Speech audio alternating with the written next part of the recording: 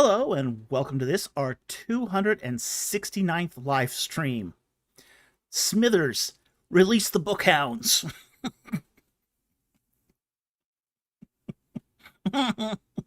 If you get that Simpsons reference, you're probably way too old. But it also happens to be our release week.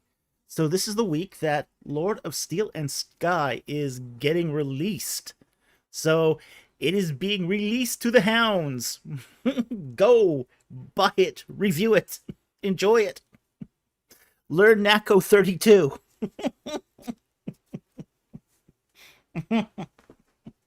That was fun. Let's see what we got here. Saw a comment here earlier. Where was it?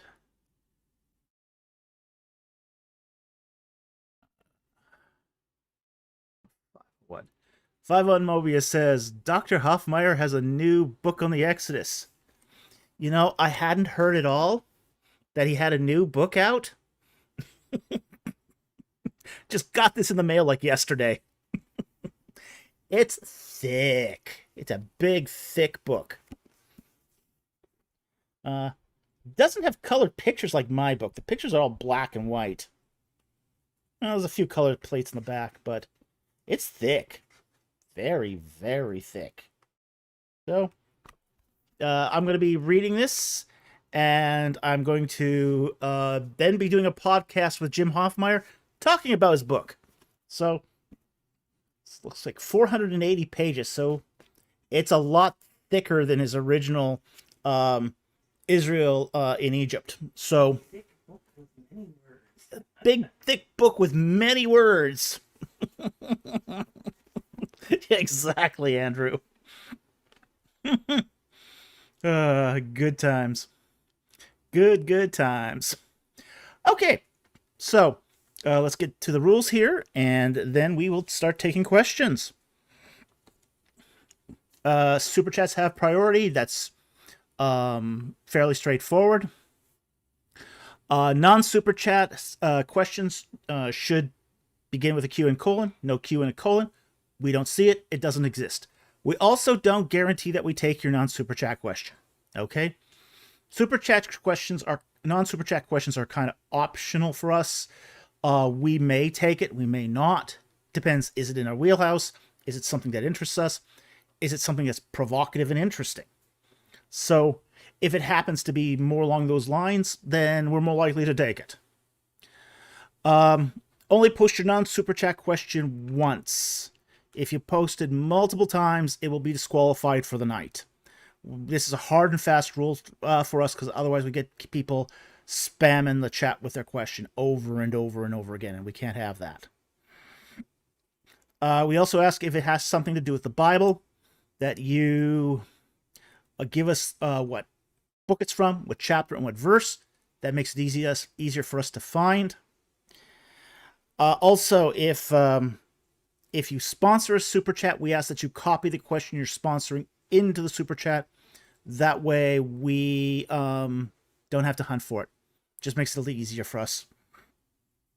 And then finally, one question per chat. No question stacking, because that's not fair to anybody.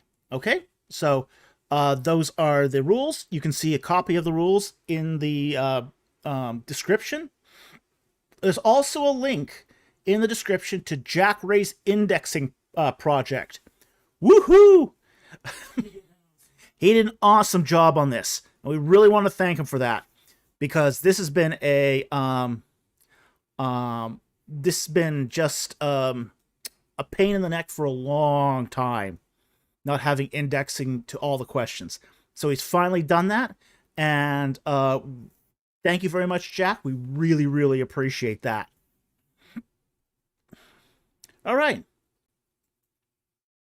Ryan Conecap goes, wait, there's an in and out in Egypt? That's what it says in the title. Egypt in and out. Israel in and out of Egypt. So, yeah, there's an in and out in Egypt. Can you tag Jack's comment? Yeah, I can tag it to the top here. Let's see here. What can I do here? Can I? Pin. Pinned it. We should also mention too, with the Lord of Steel and Sky, because it's launch week. In 1 month time, and I don't know the exact date off the top of my head. Let me determine that. Looks like it will be. Let's see, it's 5/2. Wednesday the 12th. On Wednesday the 12th, we'll be having a live stream. Now, this is a very special live stream. When we do a book launch, we let you guys all read it for a month, and then we let you ask any questions you want about the book, okay? Because there's always questions about the book. So, on that very special Wednesday live stream, we won't be taking any Ancient Near East and the Bible questions. We'll be just taking it on the novels. We'll still have our Friday live streams for Bible questions, Bible and Ancient Egypt questions, but the Wednesday live stream will just be for that. And it'll be call-in, so you can actually come in and be on the chat with me. It's a tradition we've had since we've launched the first book here. So, just to give you some idea of what's coming up in the next several weeks here. So, with that said, we can get to the questions now. All right, first one here. Golden One asks, any favorite Christian mystics? No, I don't have any favorite Christian mystics. I don't read Christian mystics. I've got a lot of stuff to read as it is, and my reading list is very, very long. Made longer by Jim Hoffmeyer.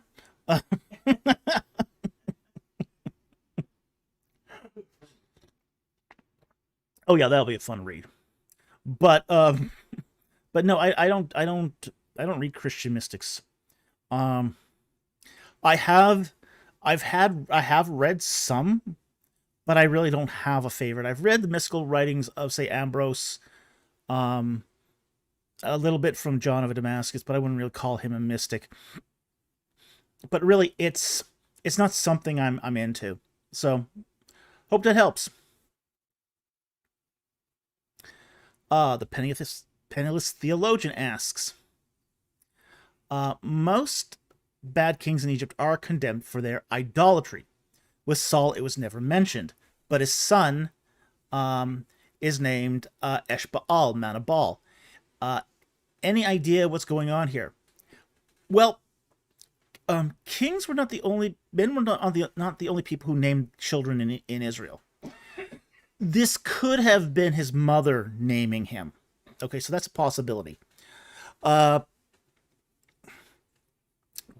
Now, Saul is never condemned for his idolatry. As far as we know, he wasn't an idolater, but he was disobedient.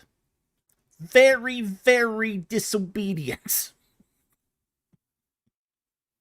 And that's why he's condemned. He's not condemned for his idolatry. He's condemned for his disobedience. So, God tells him to do something, and he'll just go do something else.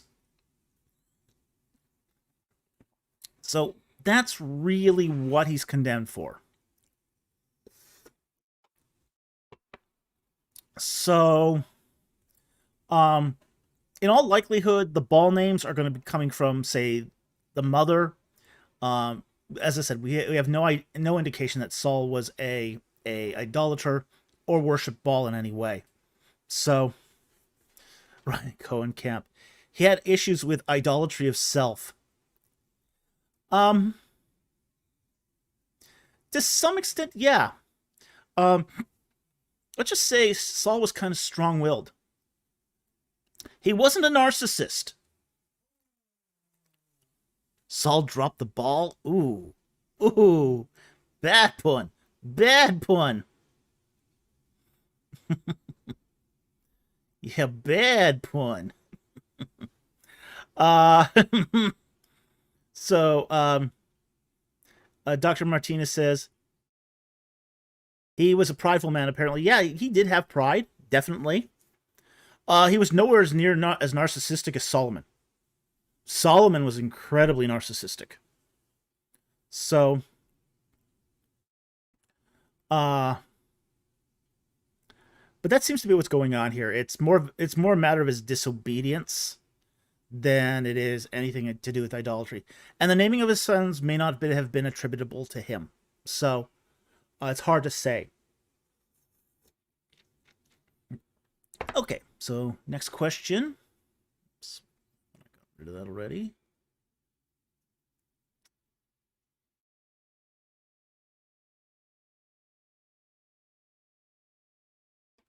Okay, next one here.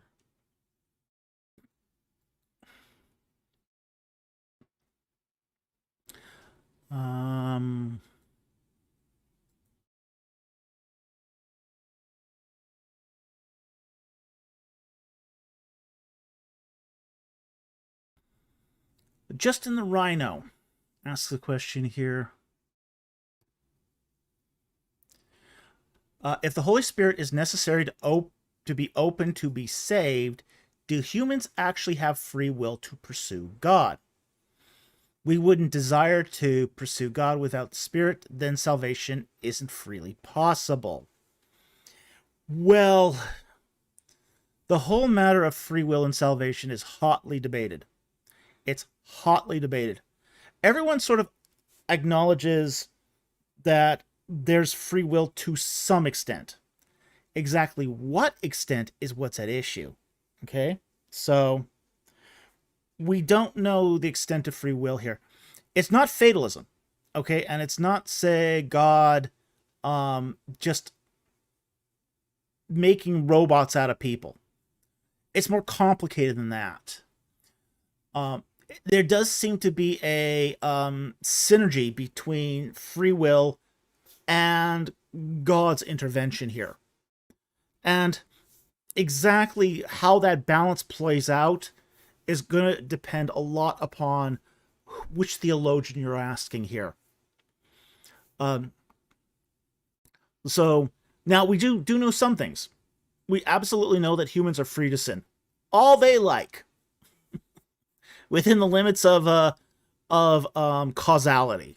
Okay, so humans are very free to sin, extremely free to sin. It's almost second nature to us, you could say. But freedom from not sinning, well, that requires the Holy Spirit. So to have the free will to pursue God does require the intervention of the Holy Spirit. Now, depending on where you land on the issue of free will, some say the Holy Spirit grants that to everyone. Some say that it's only granted to some. It's hard to say, but in either case, once that sort of playing field is leveled, then the person does have, at that point, free will to accept God. So it is freely possible, but it does require assistance. So again, a lot of this is just going to depend on which theologian you ask. And depending on faith perspective, everyone's going to have something a little different to say about this. So it's a very difficult discussion. I mean, the whole matter of free will is even a difficult topic within the topic of philosophy, without taking into the theological strictures here. There's a huge debate on, do people have free will at all within, say, philosophy? You're also very limited by your culture, your circumstance. I mean, I don't have the free will to become a bazillionaire. No, you don't have the free will to become a bazillionaire, no. I've been trying for years. It just seems you need money to do that. Mm-hmm. Yeah, it's a lot of will, no cash. Yeah, free will is a very difficult topic. It's a very difficult topic, and it is hotly debated. So that's about all we can say about this, that there does seem to be some sort of intervention by the Holy Spirit as well as free will on man's behalf. How that balances out, we're going to leave up to the discretion of the viewer. All right? So, hope that helps. Thank you for the super chat or the question. Justin the Rhino asks, is the office of the keys, binding and loosing, something that is apostle specific or an office that can be passed down? All right, let's talk about this verse. Now, you didn't leave me the verse. You should have done that. But I happen to know this one. So let's pull up our Bible here. And this is Matthew 16, verse 19. Now, let's take this in context, because you can't read this without the context. And the context is verse 18. So here's the context of Matthew 16, verses 18 and 19. And I shall say to you that you are Peter, Petros, and upon this rock, Petra, I will build my church, and the gates of Hades shall not overpower it. I will give you the keys of the kingdom of heaven, and whatever you shall bind on earth shall be bound in heaven, and whatever you shall loose on earth shall be loosed in heaven. All right. Now, there is no reference in this passage anywhere to an office. Let me repeat that. There is no reference in this passage to an office. That is something that has been eisegetically inserted in here. Okay? There's no office referenced at all in any capacity. However, there's a lot of debate over verse 19. Okay? And it's not just a Catholic Protestant thing. This is an exegetical debate. There's a lot of questions as to what is meant by practically every portion of this passage, except probably the word keys. That's probably the only thing that isn't a question here, and even that's been questioned. Okay? Like, for example, the shall bind on earth is really, really weird Greek. Okay? It's really weird Greek. It's a future passive perfect. Okay? So it's not whatever you shall bind on earth.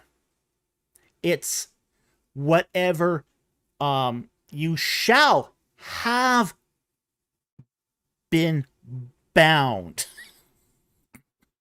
It's really weird. So, whatever you shall have bound on earth shall have been bound in heaven. It does not roll off the tongue. No, it's really weird Greek. So there's a huge debate over what does this tense mean in the context of the passage. Okay, so we got that. But we got other things that there's debate about this passage. That whatever is, does this refer to people or things? Okay. Does this apply to Peter, the apostles, or the church? Are the keys just like some sort of magical unlocking device, like a physical key? Or is this like the secrets? I'll give you the secrets of the kingdom of heaven. The way to understand it. So there's huge amount of debate on just about every single aspect of verse 19. Okay? However, if you sort of kind of take the whole debate kind of together, you do get the sense, because you can't take this 19 apart from 18. In verse 18, Christ is talking about his church. So then, if that he's talking about the church, then verse 19, I will give you, the church, the keys of the kingdom of heaven, and whatever you shall have bound on earth shall have been bound in heaven, and whatever you shall have loosened on earth shall have been loosened in heaven. So if you sort of take that whole thing in context, the meaning appears to be that what's happening here is that the church is being unleashed. The church has been sort of bound up in the same way that the Holy Spirit has been held back up to this point until the crucifixion, at which point the Holy Spirit is unleashed. So in this particular case, what we're seeing here is that the church is being unleashed. So, yes, upon the rock, which is Christ, the church is being built. And the church is being now unleashed. It's being unbound in heaven, and as such, has been unbound on earth as well. So that seems to be what's going on here. Okay? So it's not specific to the apostles. It's not specific to Peter. It's specific to the church. And it's not an office. And it's not something... these are not the keys of the Thesaurus Ecclesiae. Okay? The storehouse of good works. This is not that either. What it is it's that the church is being unleashed upon the world. So,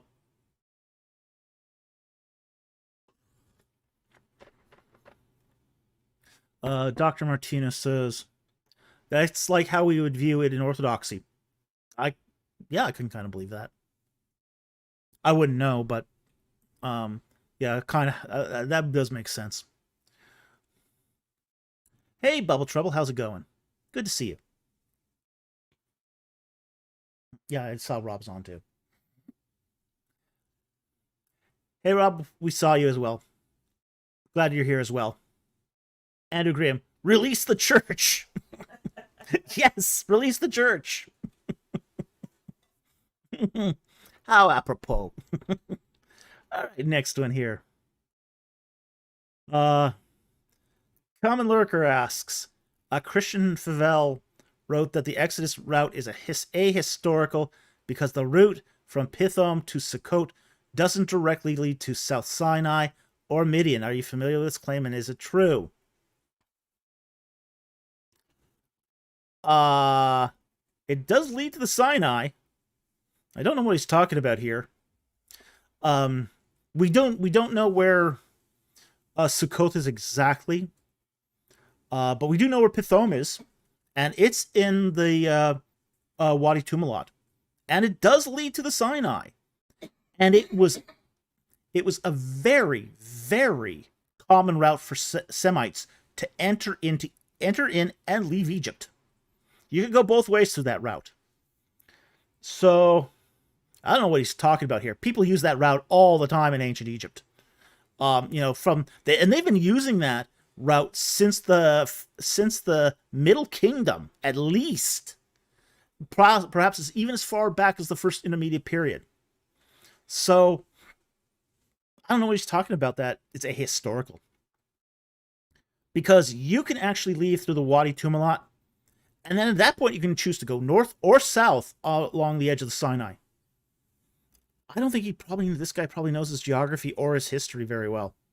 So I'm not I've never heard him say this claim, but at the same time too, if this is the claim, I think it's kind of wackoed. Because you can go either direction to get there. In fact, there's multiple ways to get there from the Wadi Tumalat.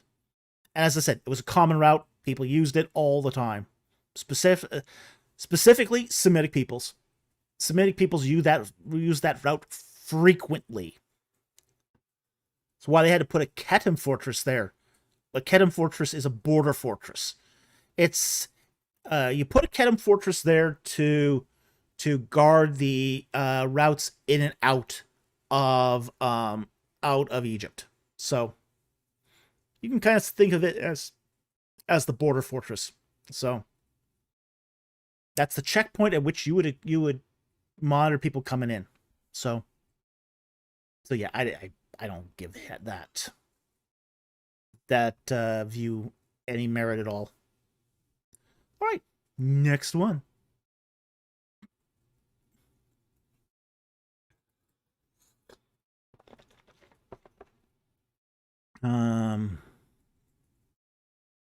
Okay, scholar with a sword. Sorry.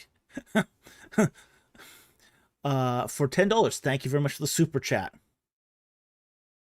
I have always wondered about the life of Moses prior to him killing the taskmaster. What would Moses' relationship have been with the Egyptian royals? Probably not all that close. Here's what we know about Moses' life. He was adopted by a woman who was not a royal at the time. She'd later become a royal. But she was probably the daughter of Ramses I, and while Ramses I was still vizier. Because there would have had to have been that geolocation where Moses, the woman, would have been in close proximity. His adopted mother, would have been in close proximity to the Israelites. And that would have meant they would have had to have been situated at or around Avaris. Now, Avaris at that particular time was not a royal palace, as in the palace that the king lived in every day. It's not the imperial capital anymore. It did have a royal palace, but that was more of an administrative center. And that's where the vizier of Lower Egypt lived. And that's who Ramses I was. He was the vizier of Lower Egypt. So, early in Moses' life, he would have been basically the adopted grandson of a vizier. So that doesn't make him royal. And it didn't make them royal. So Ramses I wasn't royal. And his daughter wasn't royal. They became royal after the death of Horemheb. And by that point, Moses was already in exile. Moses flees during the reign of Horemheb. So,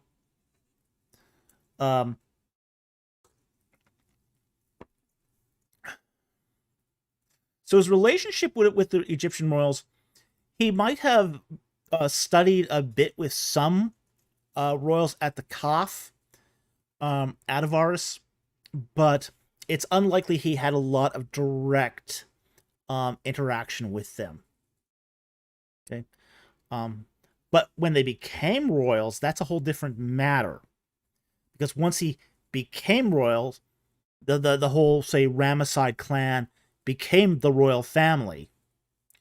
At that point, Moses' relationship, when he comes back, would have been he's now a member of the royal family, but at the same time, too, he's not in line for the throne. So, the royal family at the time of his departure would not have known him. It's a different royal family. There wasn't really a relationship there. Coming back, there's a new royal family on the throne, and they knew him. So that's sort of the relationship between Moses and the royals in his early life. So I hope that helps. Thank you for the super chat. Really appreciate it.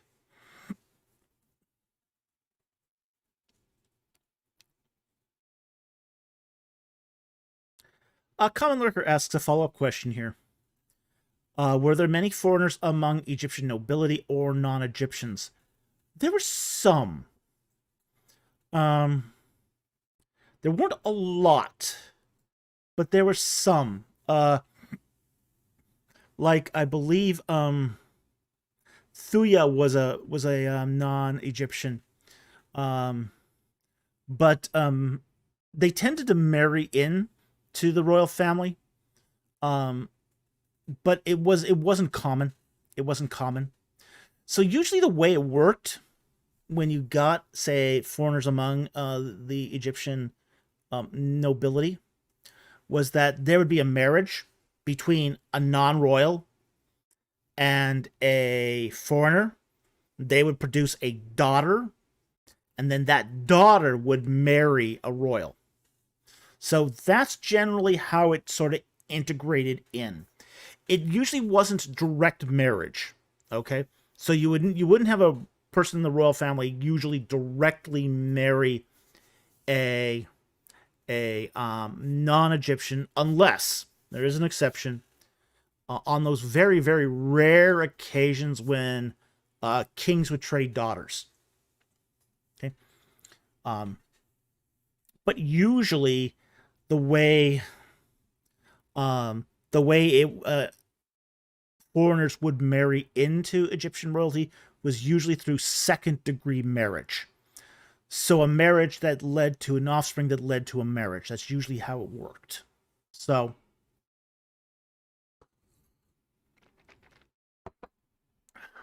anyway, I hope that helped.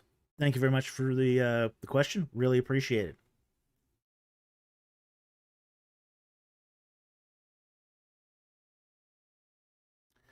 Dr. Martinez goes, what's people's main objections to the Exodus beyond a simple, we have no evidence? That's it. That's the main objection right there. You've surrounded it. But that's generally the main objection, is the lack of evidence. So it's not that it is necessarily contradictory. In fact, you can read the whole Exodus account as an atheist without even engaging the question of, is there a God? You know, you can read it as a historical document and still come out with something coherent. So it's not a coherence issue. We've now got sufficient evidence for most of the plagues, even the parting of the Sea of Reeds. We know where the geography is. So it's not like it's making up stuff that didn't exist. So that's not a coherent objection. So it really comes down to, we don't have any evidence for it. Because we don't see a sign saying the Israelites were here worshiping Yahweh in Egypt. Metal placard. Yeah, they want a little metal placard. Moses was here. Oh, that's a graffiti. Moses slept in this bed. Yeah. He went cover away station. Buried on the... Now there are guys who try to come up with coherence objections. Okay, like Fravel. We talked about Fravel earlier here, who try to come up with a coherence objection based upon geography, without actually knowing that it's not incoherent, that it was done all the time. So you do get people who try to make these claims of ahistoricity based upon coherence, but they don't usually do that well. So it'll almost always come back, we don't have any evidence. So that's going to be the main objection all the time. And I'm not buying it, because frankly we got tons of evidence. Gee, I don't see any evidence at all here. Please. All right, moving on.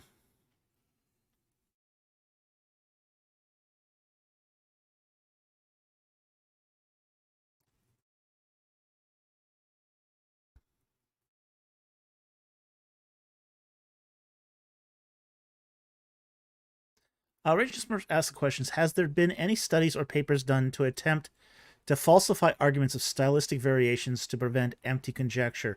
Examples like J.E.B. these sources and pastoral epistles.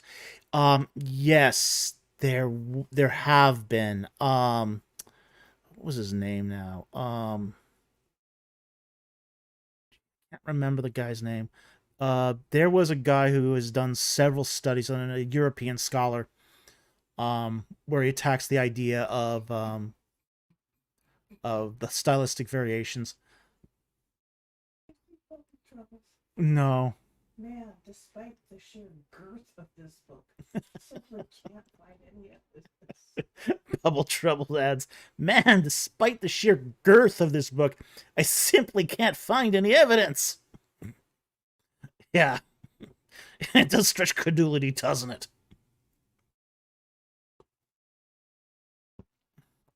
Okay, getting back to Raging Smurf here. Joshua Berman has done some good work on this. I would recommend his work. But there have been other people who have actually examined these methodologies and said, you know, what sort of I mean, why is stylistic variation so limited in authorship?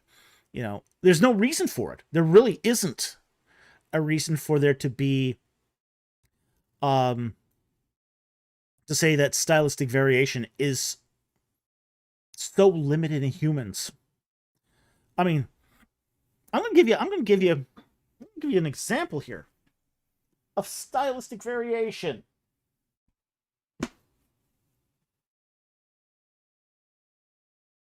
All right. Here's an example of stylistic variation. Archaeological mystery. A book talking about children becoming adults. A Space Marine Eldritch horror novel.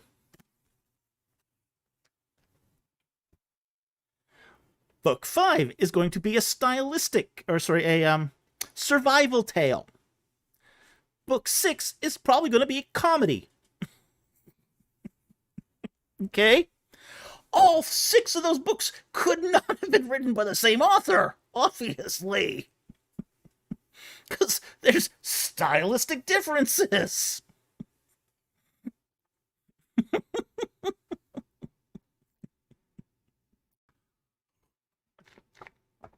It's so stupid on its face.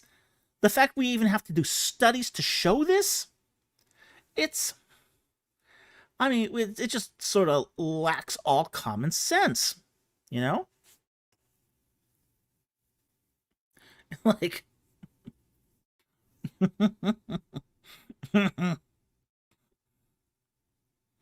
so it's like, Bubble Trouble, Space Marine Eldritch Horror? Hockey smokes! I need to speed run the first 2 books. Yeah. Right, Concap, is there a historical Dr. Falk? There's a hysterical. There's a hysterical Dr. Falk. I don't know about a historical one.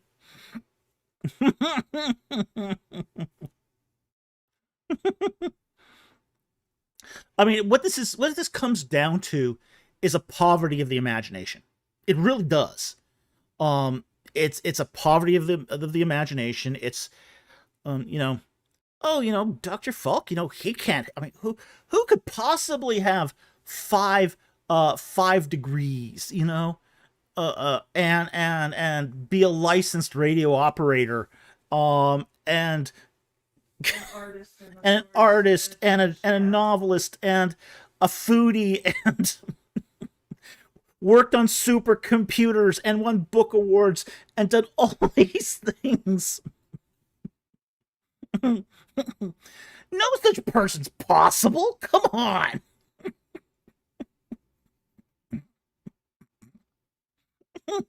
You gotta be kidding me. The hilarious Dr. Falk.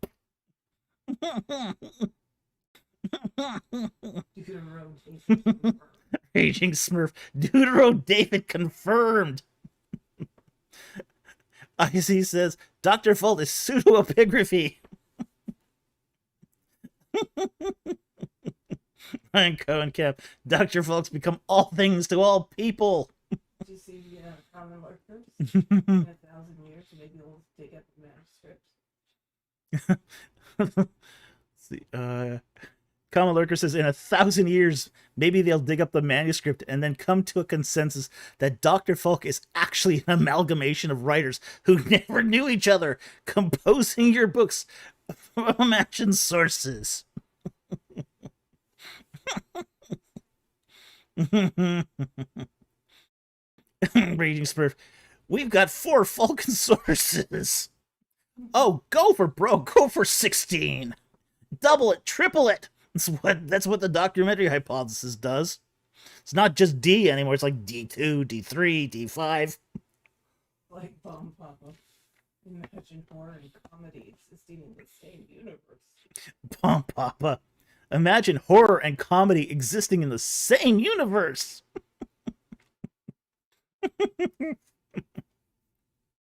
Bubble Trouble.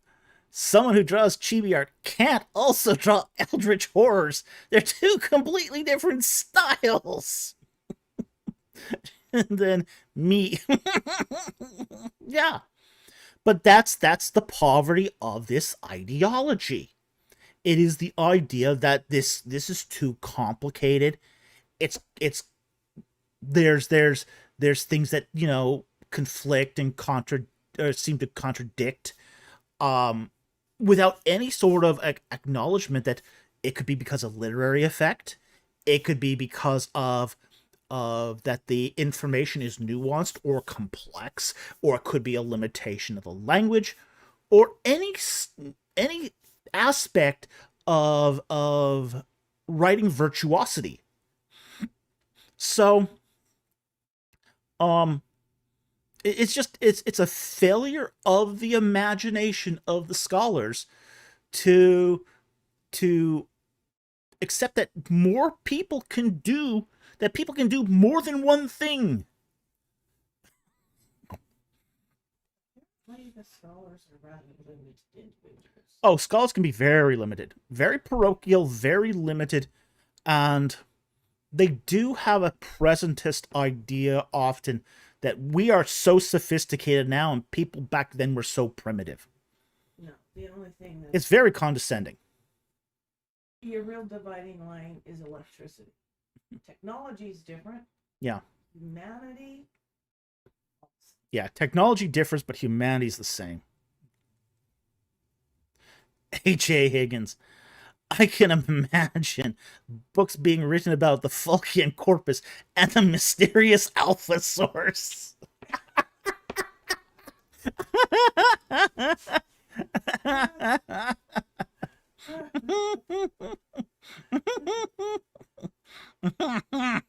Good times. Good times. Okay, let's kind of move on here.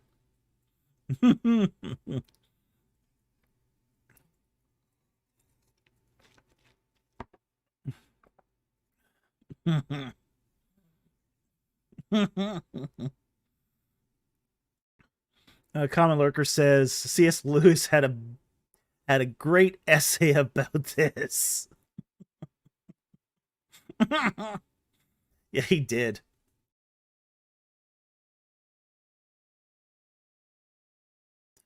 Mars says, Dr. Falk, how do you respond to claims that the reason we see a lot of Egyptian knowledge contained in Exodus is because of Egyptian influence in Canaan at the time? We don't see this in other Canaanite sources. We don't. We don't see this in the Ugaritic sources. We don't see this in say, Moabite sources. We don't see this in other sources. The closest we get is Imperial Aramaic.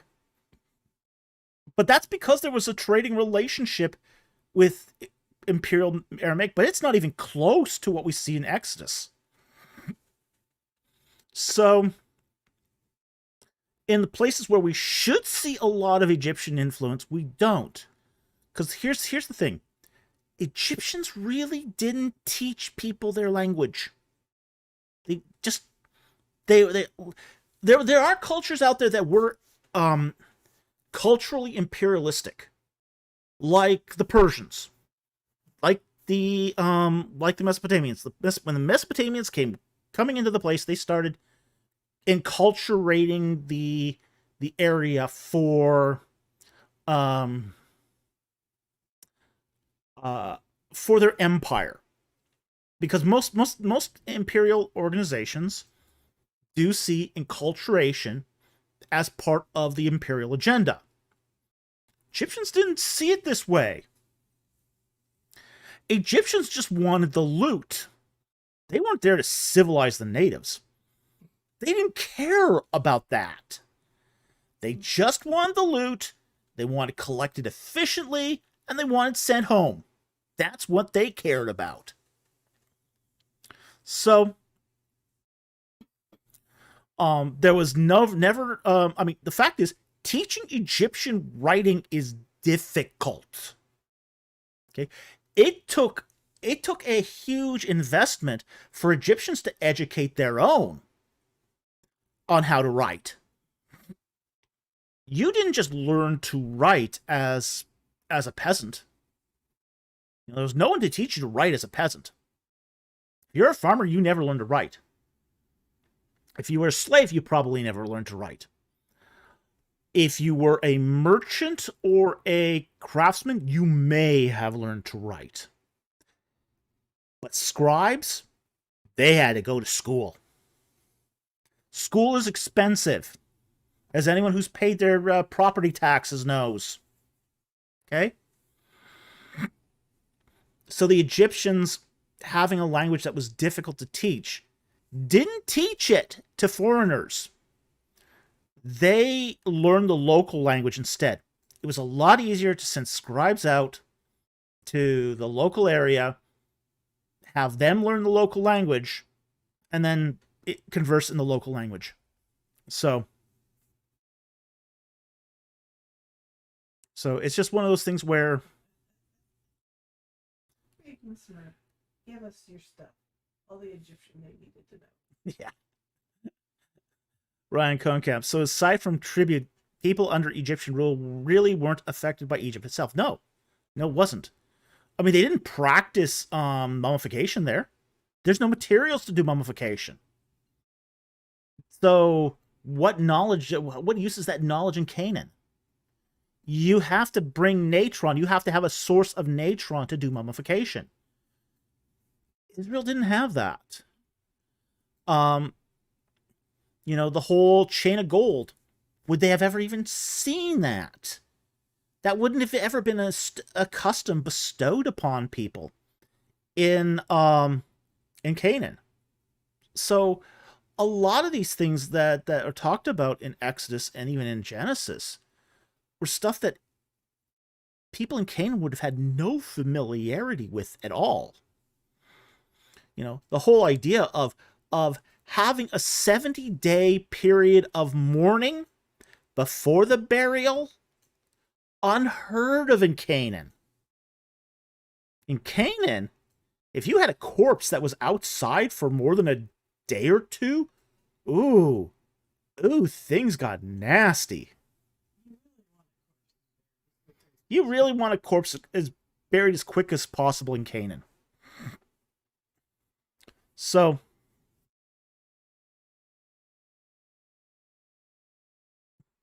Raging Smurf, give us your stuff. All the Egyptian they needed to know. Bomb Papa, smash and grab didn't come with a language course. No, it doesn't. But that's what they did. It was basically smash and grab.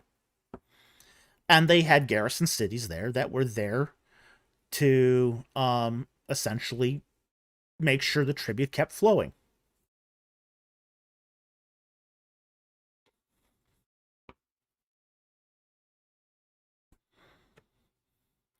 Jack Ray says, Ancient Egypt, practicing separation of concerns for 5,000 years and going. Yeah, pretty much.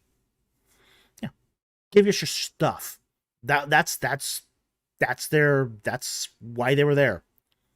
They weren't there to create an empire. In fact, they couldn't care less about empires.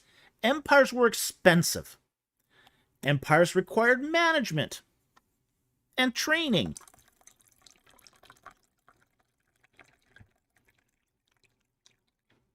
Their purpose in Canaan was entirely economic.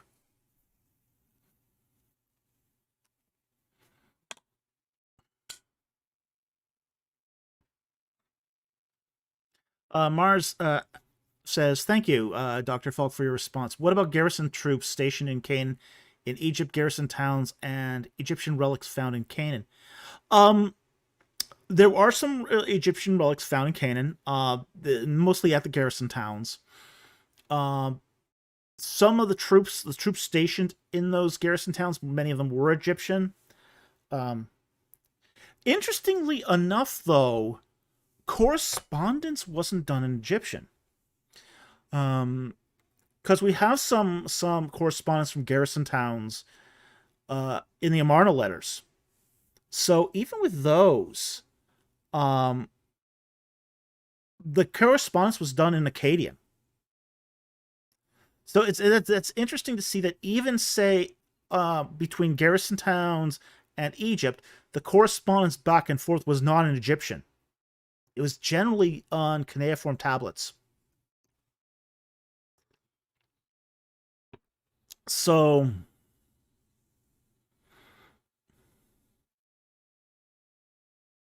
Ryan Cohenkamp, were any of those garrison towns mentioned in the Bible? Yes, there were. There are some mentioned in the Bible. Let's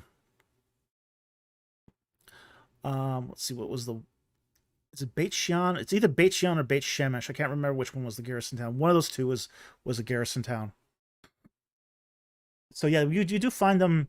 You do find garrison towns mentioned in the Bible. Most of them are actually on the coastal plain, so those wouldn't be mentioned. But there are a handful of them in the Shephelah and Judea that were mentioned. So those are definitely were mentioned. But as I said, most of the garrison towns are in the coastal plain. Okay, moving on.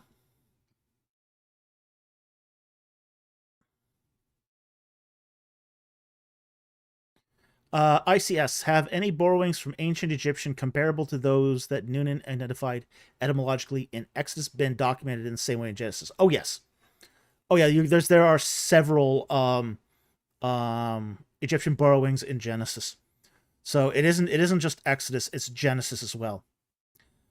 But after Genesis and Exodus, it kind of drops off a bit. So you don't find many in Deuteronomy, you don't find many in Leviticus, but you do find still some in Leviticus and Deuteronomy, but it's a lot less at that point. But Genesis definitely has them too. There are several cities that are mentioned in Genesis that are from Egyptian borrowings. There is, like, for example, the city of On, which is the Anu. We do find the word linen, which was a sesh, which is an Egyptian loanword, and that particular etymology of linen is Egyptian. So we do find some of that in Genesis as well as Exodus. So it's not just Exodus. So I hope that helps. Okay, next question here is from Jack Ray, or just to say, not question. Thanking Jack Ray here for 10 gifting me the channel, 10 Ancient Egypt and the Bible memberships. Thank you so very much for your generosity towards the channel. We really, really appreciate it. And we couldn't do this without you. So thank you so very much. Next one here. Cereal Bowl asks, how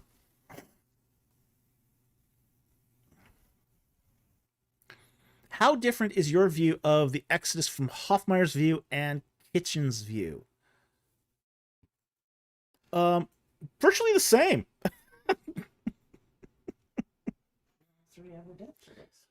We're all three evidentialists, and we're all tied at the hip. Okay? Hoffmeyer's view comes from Kitchen. My view comes from Kitchen and Hoffmeyer. Okay? So we're all fruit from the same tree. So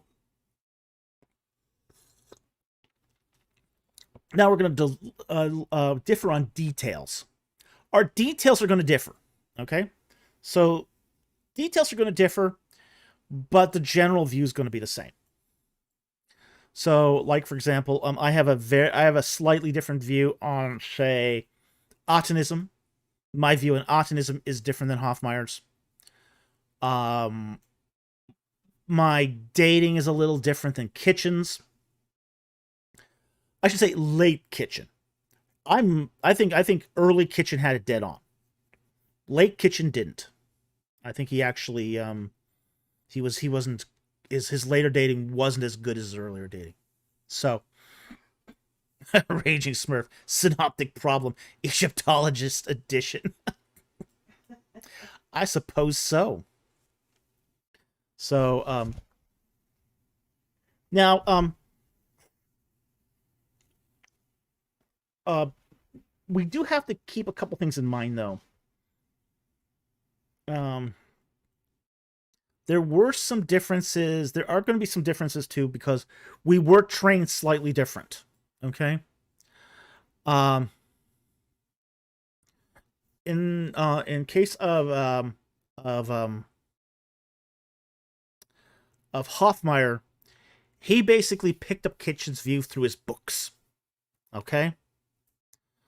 So he picked up Kitchen's views from his books, and but Hoffmeyer learned he learned under Redford and Harrison.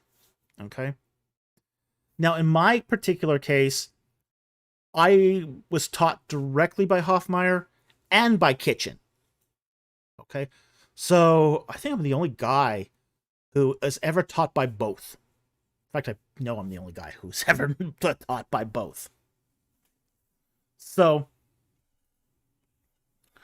so so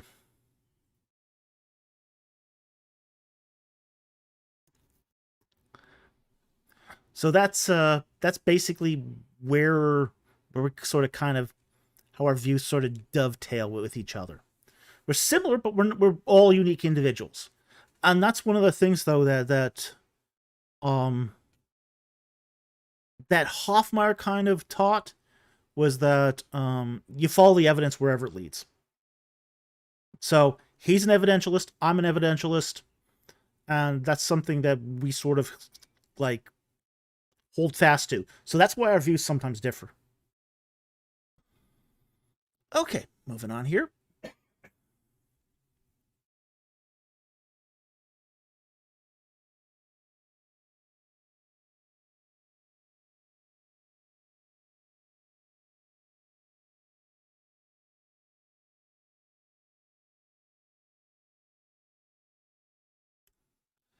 Okay, I answered this already indirectly through the other question by Raging Smurf. Any idea if there's any actual good sources to try to falsify the hypothetical Torah sources or stuff with pastoral style differences? Again, I would go. I mean, here's the thing: you're trying to defeat a hypothetical. Okay. Well, the hypothetical is a problem all by itself. Whenever you use hypothetical sources, you're using sources that don't exist. How do you defeat something that doesn't exist? It's almost a silly exploit. But there we go. But again, I would recommend Joshua Berman's book on this.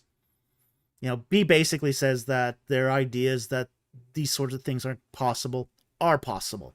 Like one of the things that they'll say is that, well, you have two different sources because you have the Exodus source, and then you have the Song of the Sea, which is poetry. Can't have poetry and prose in the same book because no author is capable of doing poetry and prose.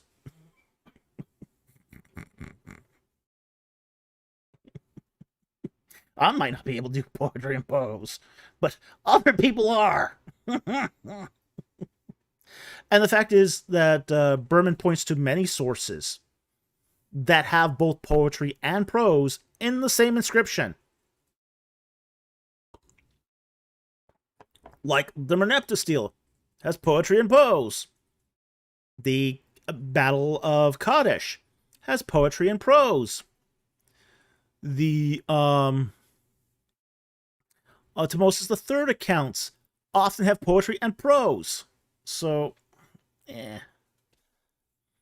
So again, it's you're trying you're swatting at things that aren't even, say, real here. So, you're going to have to show that, the counterfactuals here. So so when you the other one, Kilcore, Benjamin Kilcore, that's the other one. I was trying to remember earlier. He does a lot of work on this as well. So if you want the other really good work on this, Benjamin Kilcore. So I said Joshua Berman and Benjamin Kilcore. So hope that helps. Thank you for the question.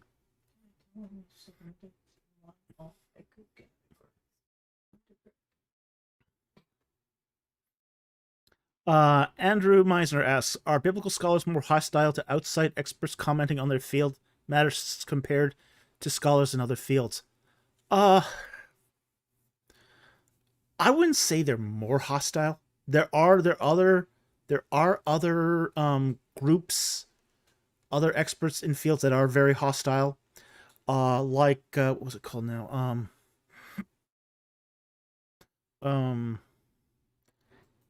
There's a certain specialty that is it helioclimatologists, people who do solar weather. Basically, this is a special helioclimatologist. These are people who specialize on the climate of the sun. Okay, really, that's their incredibly niche specialty. They get really aggro when astronomers talk about the sun. Really aggro. Okay. So this is not something that's combined to biblical scholarship.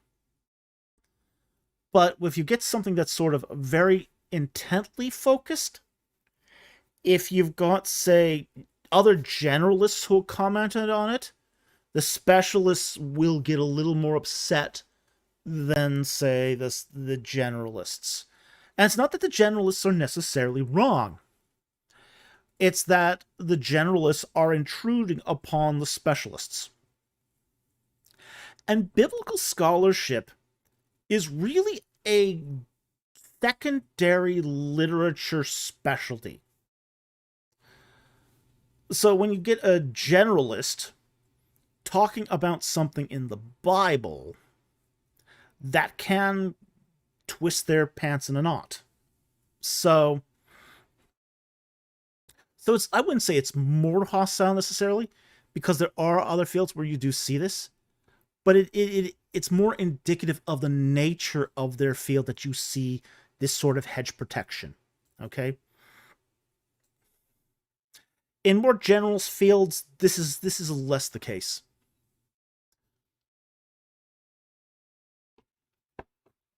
So in a field like Egyptology, which tends to be more a generalist field, you do see Egyptologists sort of less concerned about all the garbage that's said about Egypt than you see about, say, from biblical scholarship, who get really uptight about this.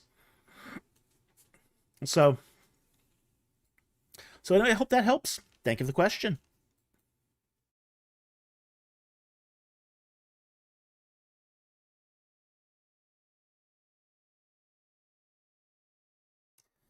Milo Mortimer, she asks, is Pierre Goulet doomed to have the short end of the banana?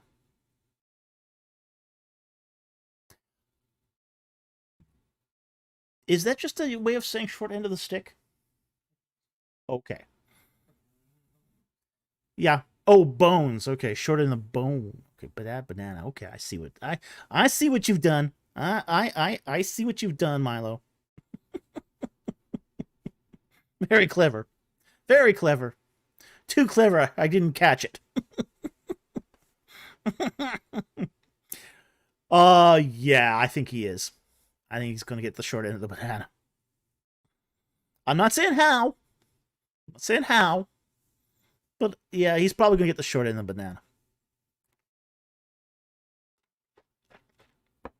Uh.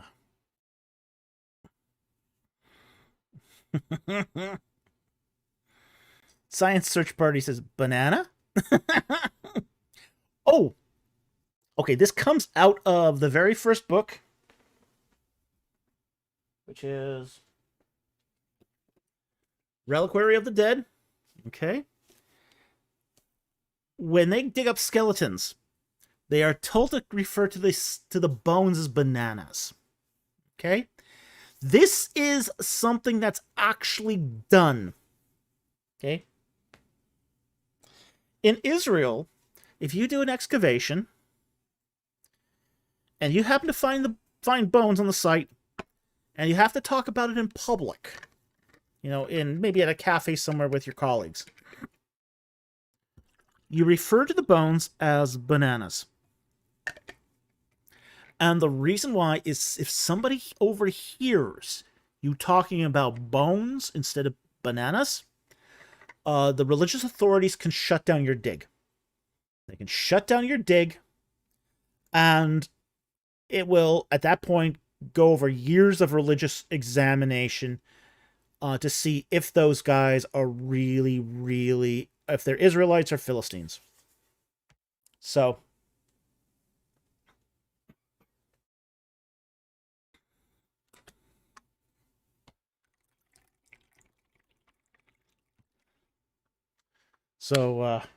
yeah, the banana thing's real.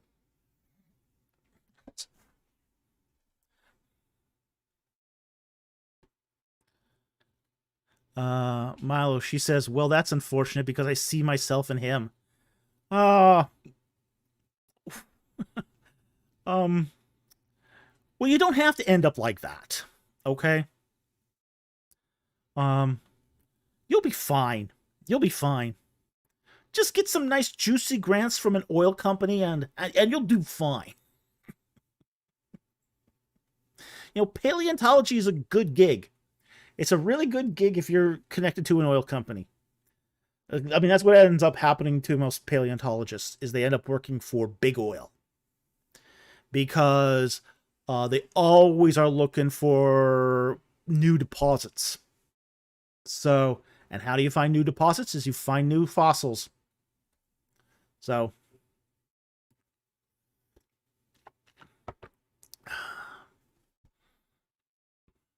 anyway, yeah, I don't think it ends up. I don't think it's going to end well for Pierre. But I'm getting a dirty look from Alpha Reader. Dirty look from Alpha Reader. He needs to ride off in the sunset and happily ever after. Alpha Reader says Pierre needs to ride off into the sunset and have it happily ever after. Well, I won't say what happens in book 6. Okay? But I already know what his fate's going to be in book 6. It's not his final fate.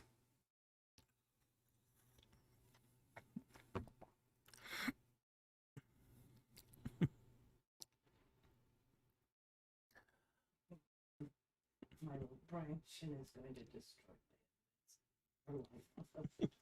Milo, she says, Peter Chin is going to destroy my evidence for life on other planets. He does a pretty good job of it. Mama says, respect the Alpha. Did you see Dawson on the Zeta Reader? CPM versus Dawson. I'm the Zeta Reader.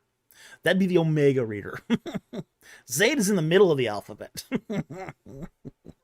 could be a Zeta. He could be a Zeta. We don't have a position for... Oh no, Brian Chin? Okay. Is that like a combination of Brian and Chin? I don't know. Peter Young.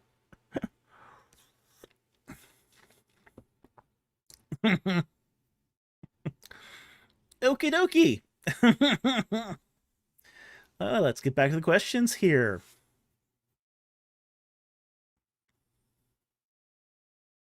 Cereal Bowl. Why is the account of Balaam in the Dear Allah inscription so different from the Book of Numbers? Several reasons. One, they're separated by 700 years. Two, he was actually a Moabite prophet, so the Moabites have their own view of who Balaam was and what he did. So, but it's really interesting that the Moabites had, recorded Balaam, son of Peor. That's incredible. Just that reference there is just really amazing. The fact that the mythology of Balaam of son of Peor has developed in the 700 intervening years is actually quite remarkable. So incredibly interesting.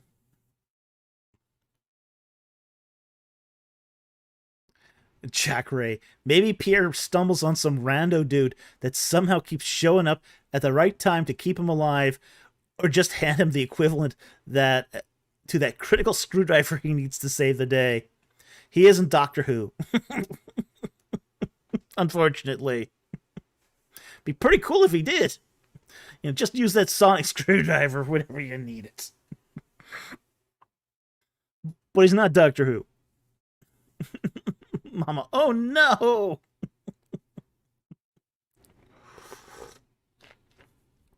Milo Mortimer, Brian Young plus Peter Chin. Ooh, yeah, that would not be a good combination. Stupidity and arrogance would not be not a great combination.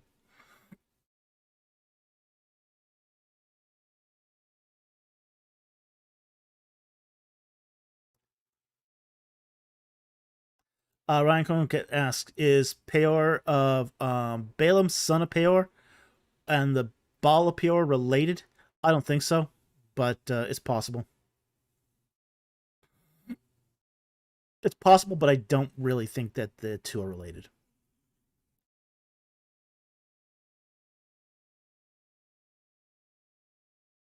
I don't remember. Oh, wait, that makes Terry, doesn't it? Arrogant and stupid? Yeah. Brian Young plus Peter Chin would get you a Terry. Arrogant and stupid. And yes, those are based upon real people.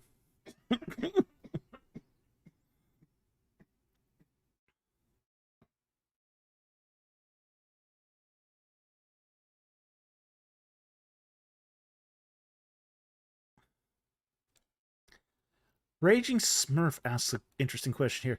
If you were to wake up as one of your characters, which would be the most fun and which would be the most hellish? Ooh.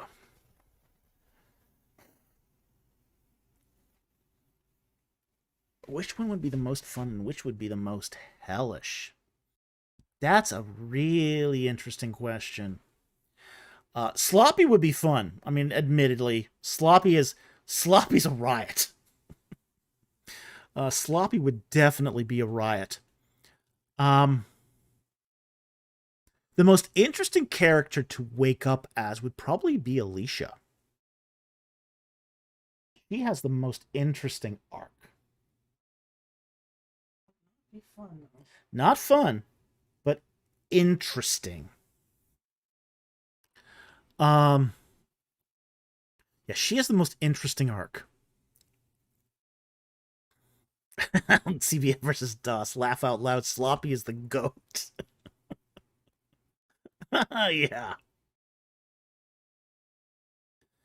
Hellish. We have not yet seen the worst of it. Okay. Hellish might actually go to either Thomas Pohl or Peter Chin.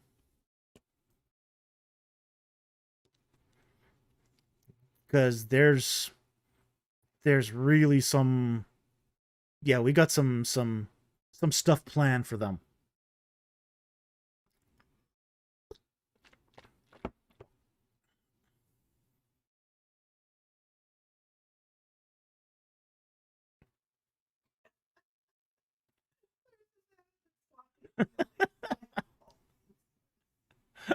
AJ Higgins. Sources that have sloppy are the only extant attested Vulcan sources. Whoa! Whoa! Ed Wilson's. We have not even begun yet. CPM versus DOS. Oh man, dang. Not even the worst yet? Not even close. The series is building up to a nightmare scenario. It's building up to a nightmare scenario.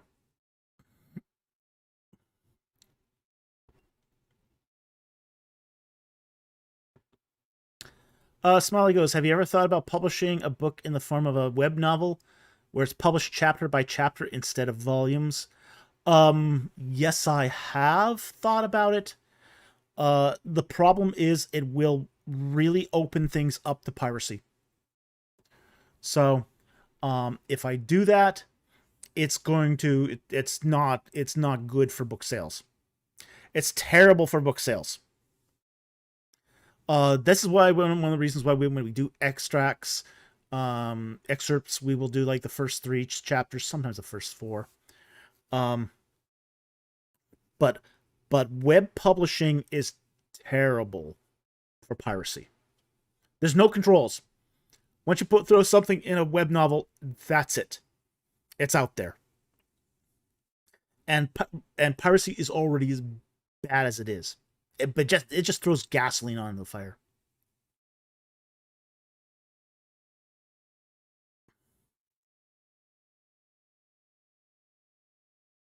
Mama goes, Peter Chin, no shock there, but Thomas Poole? Oh yeah. Oh yeah.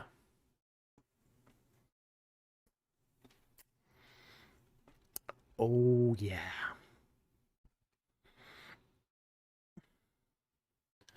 Yeah, Thomas Poole is... Yeah. Oh, yes. All right, let's move on.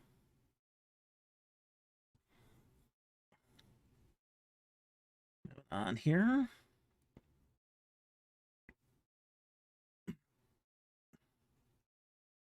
Andrew Graham, how free is the will? Is it free as the grace?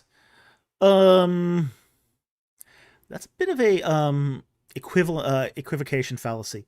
You're using free in 2 different ways here, so it's an impossible question to answer because you can't say like free grace is free as in the cost.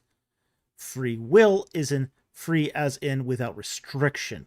So it's 2 different senses of the word. So you can't compare the one to the other because the senses aren't the same. So thank you very much for the question.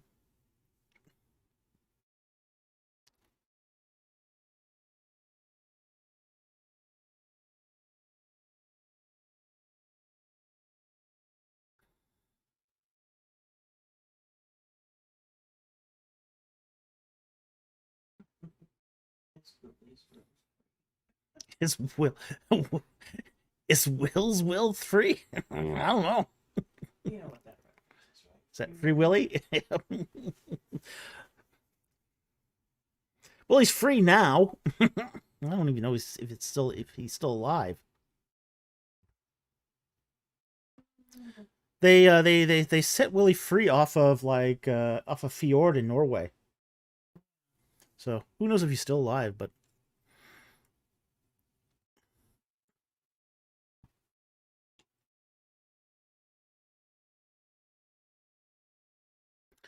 Harry Stark goes, in which century and by whom did the notion that suicide leads to hell come from? I'm not suicidal, I'm reading Hamlet. Ooh. That actually comes out of medieval Western Christianity. That's not something found in the Bible itself. That's more of a theological conclusion that self-harm is the ultimate self-deletion is the ultimate rejection of God. So that comes out of medieval Western theology. So we don't know the exact century for that. At least I'm not aware of one. So hope that helped. I just think it's stupid that we have to talk in baby terms on YouTube. Just so dumb.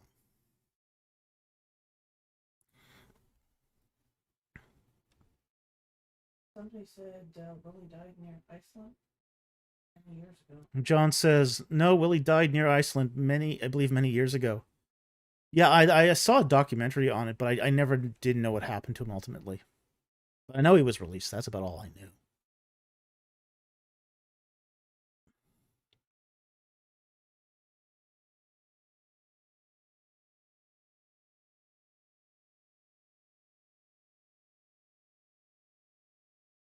He would have died anyways, Marvel pointed out.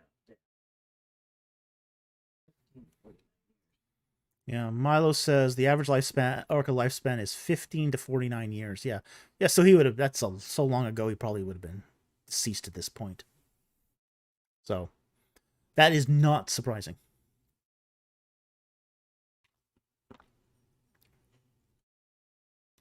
Doc Hogan asks, what exactly does the author of 1 John 5:16 mean by a sin leading to death versus a sin that does not lead to death?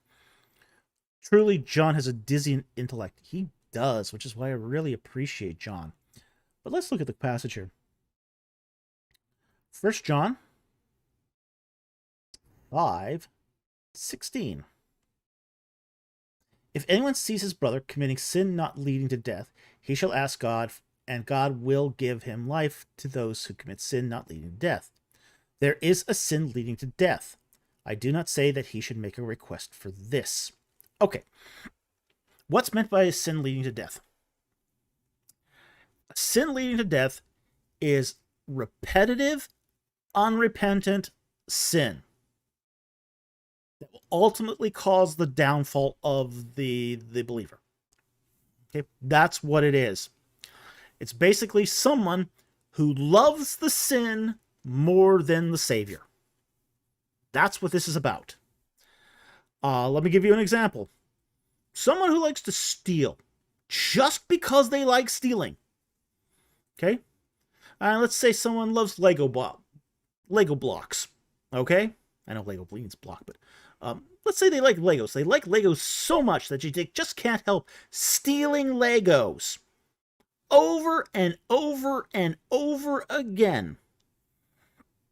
And they'll just keep going on stealing Legos because they love stealing Legos. That would be a sin leading to death. Okay?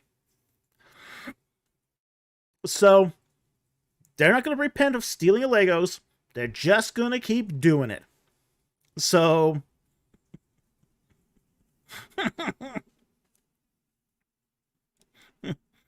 Milo asks, are we getting a Bricks and Minifix reference? Could be. It's gotten so weird. So weird. Bubble Trouble. I feel like I've heard this story. Maybe you have. Mama goes, I wonder how Doc chose that example. H.A. Higgins, brick by brick. Yep. It's such a good example, though. It's such a good example. Bomb Papa just can't let go of sin. No. But that's a sin leading to death. If you're a thief and you keep stealing because you love stealing more than you love the Savior, then that's a sin leading to death. And this could be any sin. It could be compulsive lying. It could be cheating on your taxes. It could be a sexual sin. There is no end to what sort of sins lead to death. But this is the sort of sin leading to death that's being mentioned here.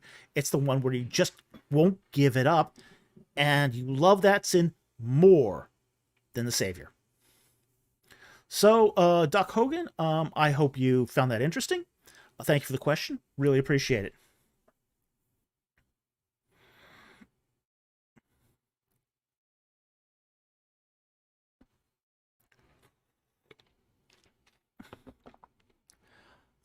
Sing a Bright Song says, "Good evening, folks. Looking forward to the release of Lord of Steel and Sky and wanted to quote a particular song." Okay. Milo Murmur goes, "It really is. I mean, it has led to their downfall. Oh, it's gotten messy. That the bricks and minifigs thing has gotten so messy." But again, what's scary is so many people coming out and just saying that's what it's like Yeah. in small towns. Now, we should say, by the way, on the Lord of Steel and Sky, some of you will have already received it. Okay. Like, for example, Amazon tends to ship a week in advance of the release date. The official release date is the 15th. Some of you will already have gotten it by this point. If you have, please let me know in the chat. Or if you're on Discord, let me know on Discord. I'd love to hear who gets it first. That'd be so interesting to find out.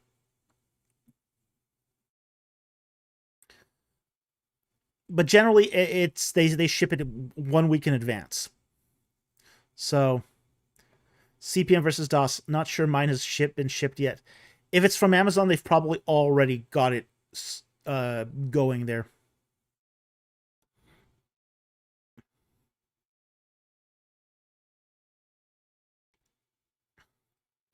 Harry Stark goes, "Did any of the pharaohs become Christian?"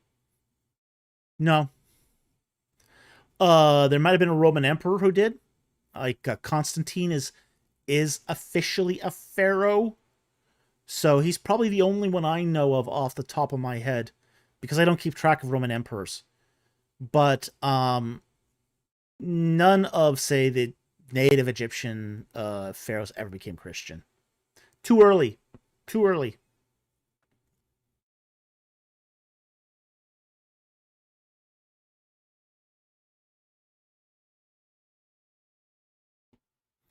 CPM versus DOS. It is, but I have the hardcover. Wonder if that changes anything. It shouldn't. It shouldn't. I mean, we had this submitted like 6 months ago, so it shouldn't change anything. Milo says, "Sorry, y'all. I gotta get my sleep. I have fossil beds to visit tomorrow." We've got a book launch tomorrow.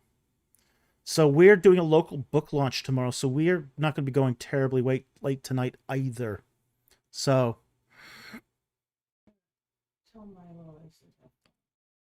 Alpha Reader says to Milo, "Have fun on your trip." So she's wishing you well.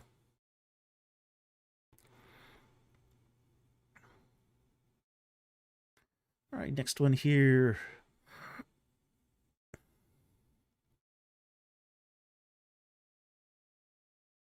Harry Stark asks, "Does the reference to Moses by Galen of Pergamon count as an extra biblical evidence?" I don't think so. I think because I think he got it from the biblical source, so I wouldn't count that as an extra biblical reference. More a reference to the biblical source. That's how I would kind of categorize that.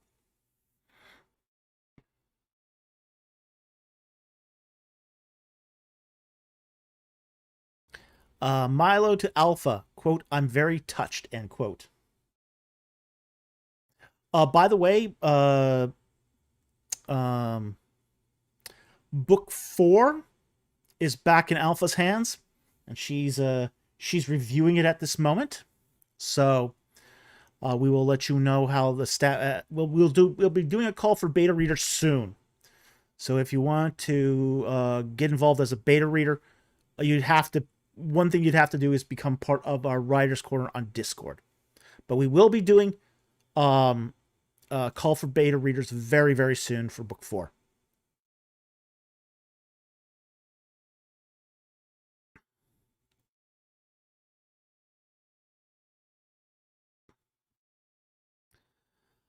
Milo asks, Are there any extra biblical ancient reference mentions of the Sea of Reeds? Yes, there are. Um, the Onomastica of Amamope mentions it. And that's an Egyptian source. And they talk about the Sea of Reeds as such. And they also mention its location, which is between Paramses and Charu. So we've got a very, very good extra biblical reference to it. It's also mentioned. It's also called the reeds.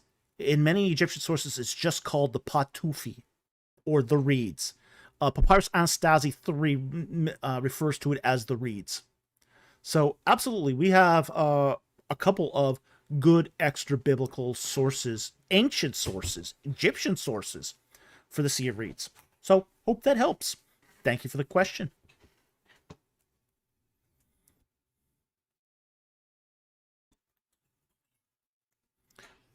Okay, next one here. Thomas Hall asks, what was the religious belief like by the time of the Ptolemies? Was there syncretism of Egyptian and Greek worship? There was syncretism between Greek and Egyptian worship. Egyptian worship starts to get very philosophical during the time of the Ptolemies. It doesn't completely, like, philosophy does become its own distinct thing. In some ways very secularized. But Egyptian religion itself becomes a lot more philosophical. A lot more universalist as well. So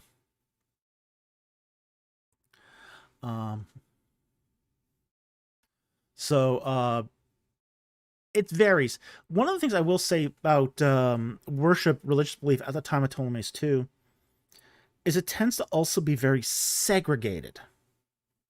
You do get both the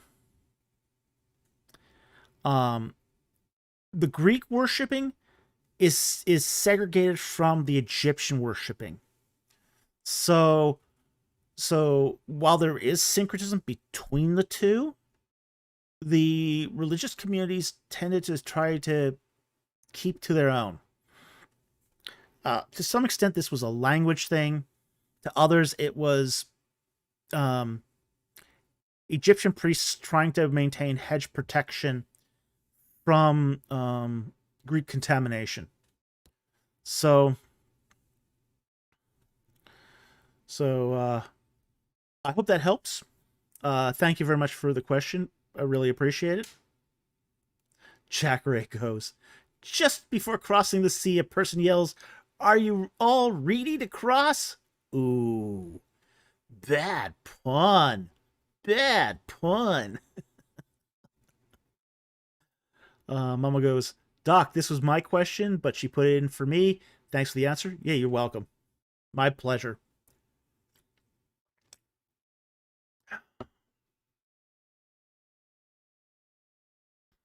All right, let's move on here.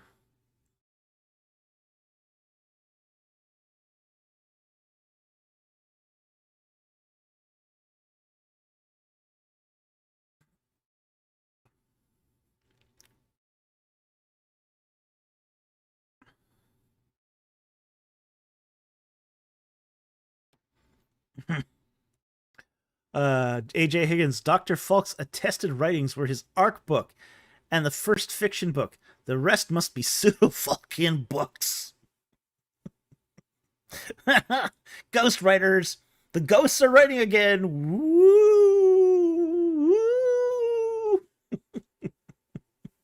Woo! That's because I can't write.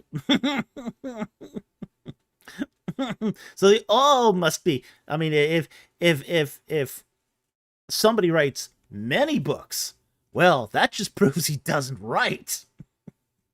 You know, why not just go? Why say there's a true Falkian source at all? Let's just go for broke here and claim that that Falk is functionally illiterate, like Muhammad.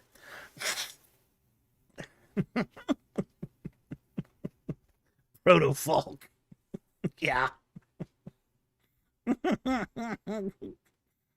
Oh boy.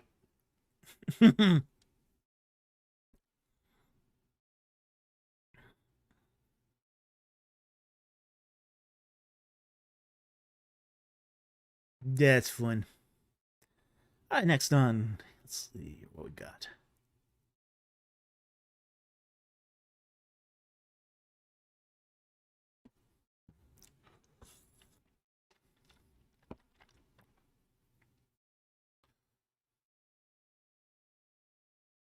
Um, Ryan Cohenkamp. Do you have any views that almost nobody else supports? I probably do. I can't think of what those might be at the off the top of my head. I think if there's any view that I have that almost nobody else supports, it's that pineapple pizza is the best pizza ever. Well, That's the view that nobody else supports. Pineapple pizza is the best pizza.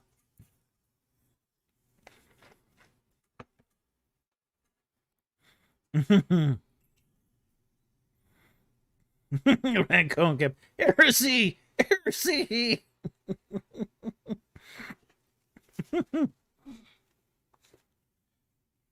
Dark Blade isn't missing this week. You know, Pineapple pizza is the best, and it's Canadian.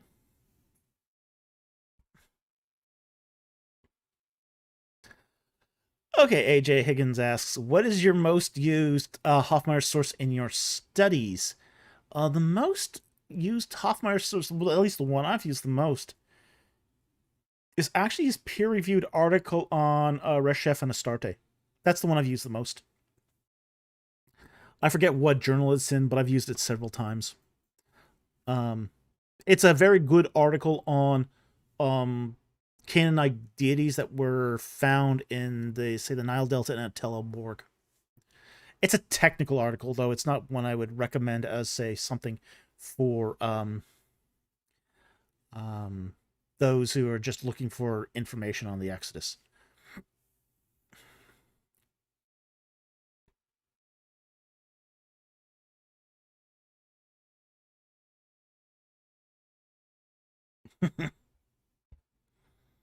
Mama goes, I don't like pineapple at all. Itchy fruit me no likey. Okay. John, I don't like pineapple at all. Yuck. Plushies DX. Pineapples are good. Okay. Ryan Cohncap. Pineapple and pizza is trash is okay though. do you see Sing a Bright Song? I support that. The event that I'm never in charge of shelf ordering supermarket and tend to have frozen pineapple slices placed directly above frozen pizza.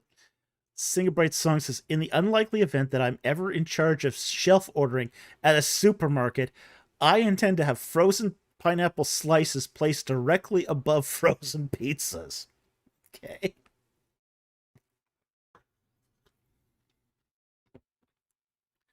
Brian Cohencap, bananas on pizza? Ooh. No. No, that one I think is a miss. I've had strawberries on pizza though. Strawberries on pizza are nice. Yeah, strawberries on pizza is very nice. But you have to make it kind of like a dessert pizza, not a um Jack Ray, I'm starting to crave pineapple now.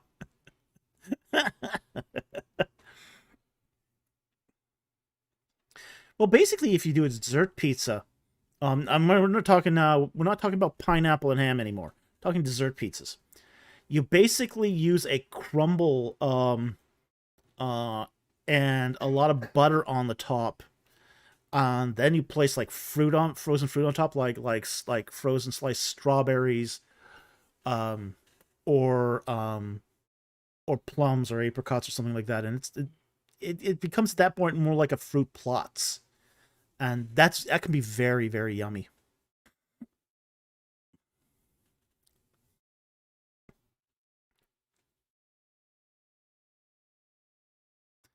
Mama, I don't even want the short end of a banana. Don't want any banana at all, ever.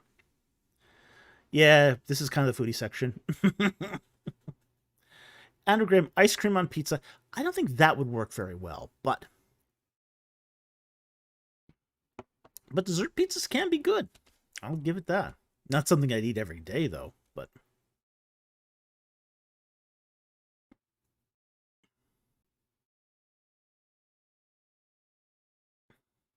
Jack Ray, bananas are one step above mealy, delicious brand apple fruits. Mealy apples are the worst. Yeah, they are kind of... Mealy apples aren't great. Bananas are for banana splits, though. Really, if you want to eat bananas, the way to have them is in a banana split.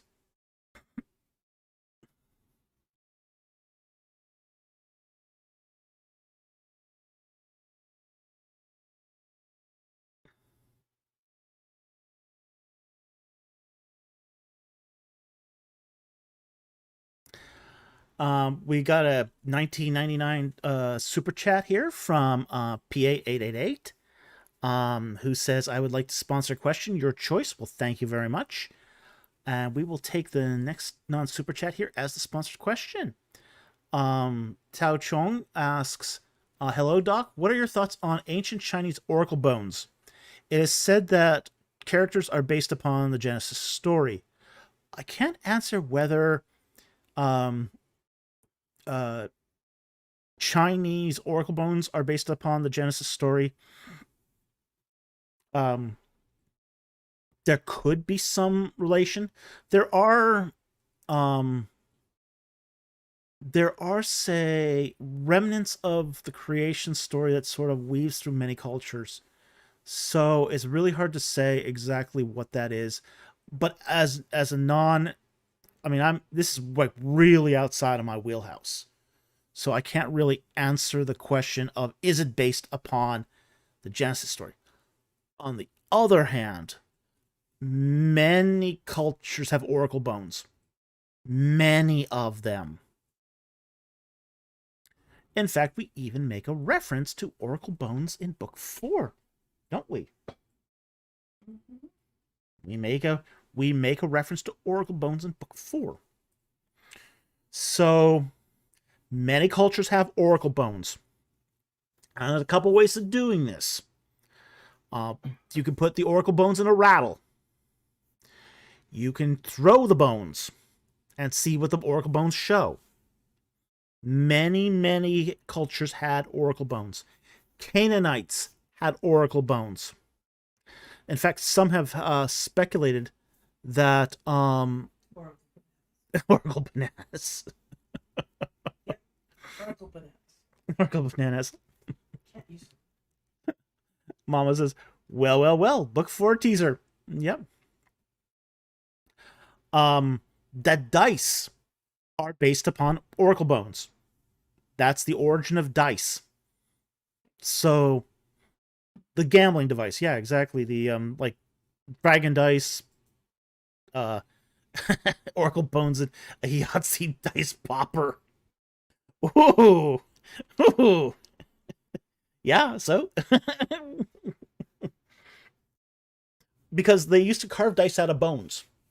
Okay, so that was the origin of dice. You can actually still in some, I saw some dice made out of ivory once in a what's it called now? A museum, not a museum, an antique store in Paris. And I wanted to buy them. And the guy shooed me out of the guy shooed me out of the store because I was carrying a backpack. Didn't let me get a word in edgewise. I saw the dice in the window and I wanted to purchase them, and he just shooed me out without a single word. So it's like, okay, I would have bought from you, but dang. You also would have left your bag at the counter Yeah. and you already knew what you wanted. Yeah. So he could have just stayed with you, walked you to the Yeah. register. Yeah, I almost bought those dice and get out, you bum. Well, I mean, I had just gotten out of my hotel. I was between my hotel and taking the train to Amsterdam. And, I got in, I saw them, and it was just like, man, I gotta have these. And it's like, guy wouldn't let me get a word in edgewise. It's like, okay. Um, Mama goes, theft is that bad? Well, apparently in Paris it is. So,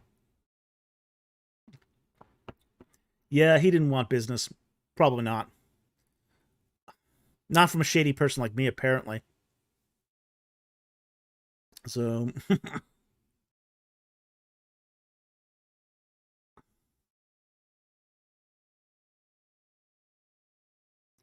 let's move on here.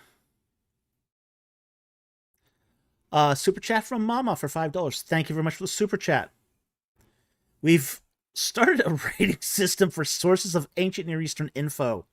Wrong Wyatt, 0. Evil. Joel Kramer, 1. Criminally bad. Kenneth Kitchen, 10. The Goat. Thoughts? I'm not sure about these rating systems. Does everything have to have a rating system anymore? Can't we just call Wrong Wyatt evil and be done with it? Just I leave rating systems to others. Okay. Ryan Conkamp. It's not a paradise there. Ooh. Well, I mean, the guy had like a dozen of them. He had a lot of these. So it's like, okay, this would have been really, really cool to have bought and taken home, but,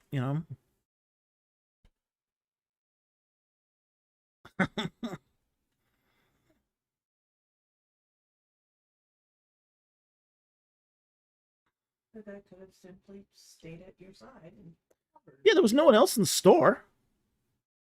There was nobody there. Exactly encourage people to Yeah, it doesn't exactly encourage people to shop there.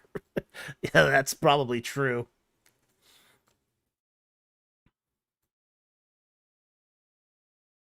Common Lurker, are Wyatt fans still pestering you? Every week. Oh yeah, I get they get exhausting, yeah.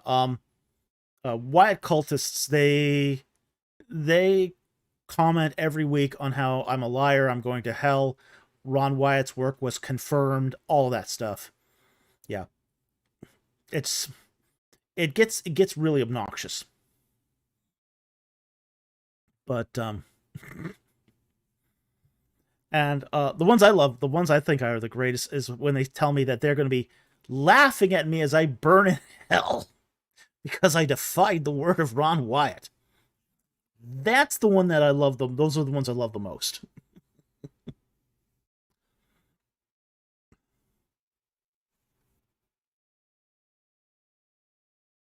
Sing a Bright Song. Wasn't he SDA though?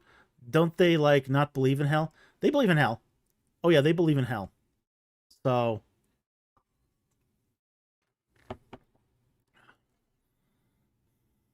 he was SDA though.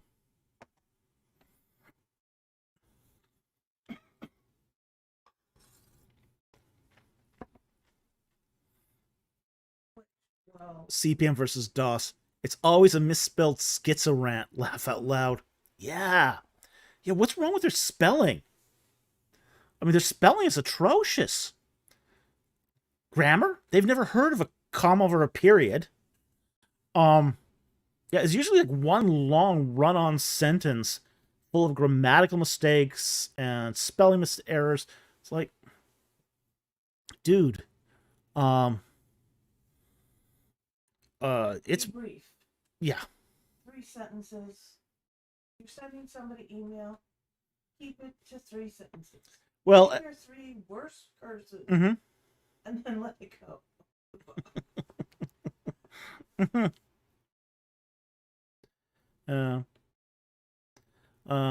Science Special Search Party says Ron Wyatt is no god. Last time I heard, yeah, last time I heard he was just a man. But apparently he's a man that heard God's voice and met Jesus and angels, and they told him everything. Kermit the Frog. Maybe he did. He met everyone else. Why not Kermit the Frog? He met angels and Kermit the Frog sitting on the Ark of the Covenant.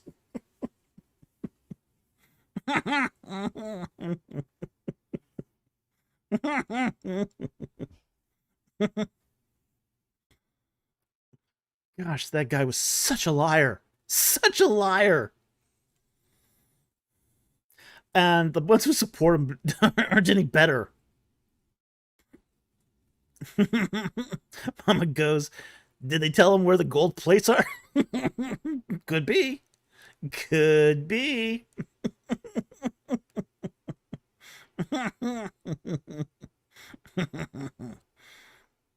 So, Maverick Glow, maybe he was just a lunatic. No, he wasn't. Okay.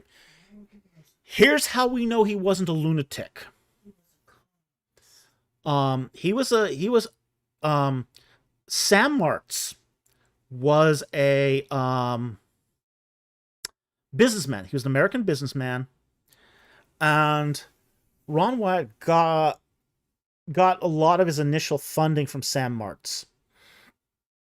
And that famous gold wheel in the Red Sea fraud that he did was to push Sam Martz into giving more money.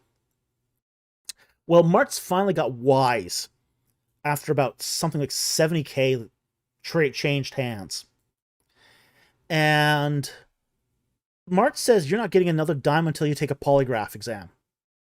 Are you lying to me? And Martz was adamant. No polygraph, no money. Okay? So, Wyatt took the polygraph and failed spectacularly.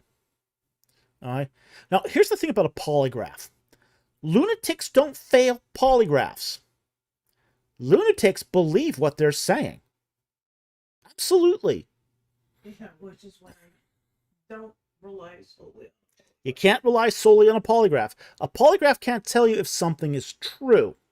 A polygraph can tell you if somebody is having a nervous response to... Now, there's control questions. So, it's not that... Somebody can be very nervous about just taking the test. Yeah, somebody can be nervous about just taking the test. Now, that's why you have the control questions. Okay? So, the control questions tell you if the person is nervous. So, if a person's nervous from the control questions on, they really can't take a polygraph.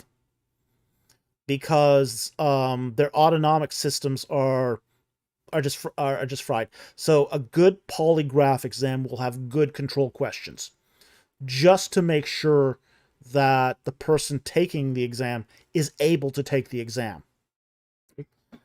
But what it does tell you is if they pass the control questions and fail the other questions, the dude's lying. He's not a lunatic. So, Ron Wyatt wasn't a lunatic. He was a liar. And those who support them are liars. Just like Mary Nell. Just like her new husband. They're just continuing to support the lies. So, yeah. So it's just, he was a fraud. Ron Wyatt was a fraud and a liar. Andrea, he was just a liar. He was a charlatan, a fraud, and a liar, a false prophet, and a heretic. He was all of it. The only thing he wasn't was a lunatic. He knew it. He knew Yeah. he was conning. Yeah, he knew he was conning people. when he dug into that tunnel and only he saw, and the pictures didn't turn out. Well, when 3ABM went to his Gordon's Calvary dig to get the exclusive on the Ark of the Covenant, they wouldn't do anything until some money changed hands. As soon as the money changed hands, Ron Wyatt and his wife Mary Nell went off on a shopping spree. They didn't go digging. They went out shopping. Because apparently new clothes and jewelry were more important than the dig. Yikes.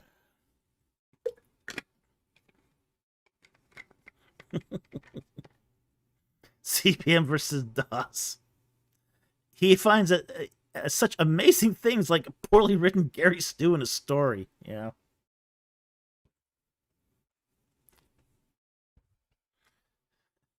Mama says, there's a reason why we put him at 0. Yeah. Mama says, no wonder his grifting widow and new husband hate you. You know the deets. Yeah. Yeah.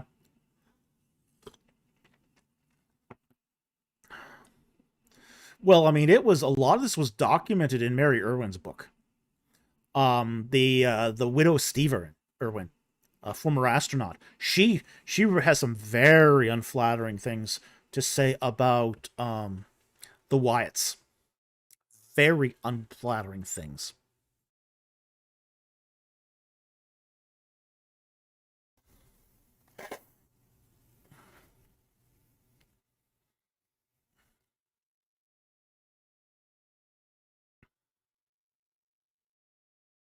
Sing a bright song. I will grant the whole spiel about the blood of Jesus landing on the mercy seat sounds profound.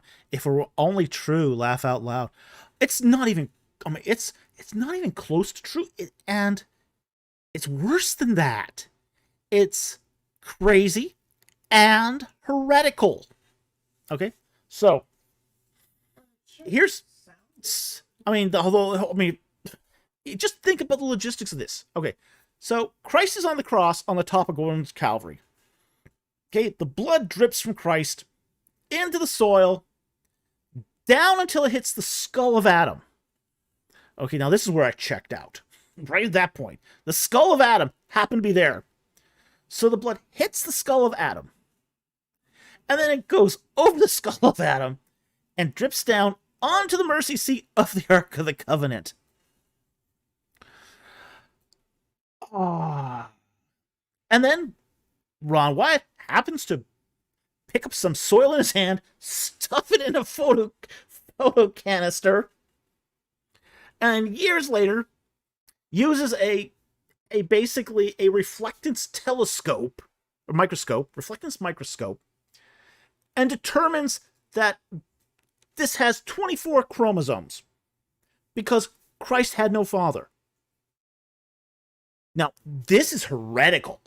This is heretical because a haploid human would be a distorted monster. It's not fully human, fully man. And Hebrews says Christ was fully man just like us. So God didn't teach Ron Wyatt biology? Apparently God did not teach Ron Wyatt biology. No, there was no lab results done that confirmed that there were 24 chromosomes in this, quote, blood, or that there was even blood there. He just made this up.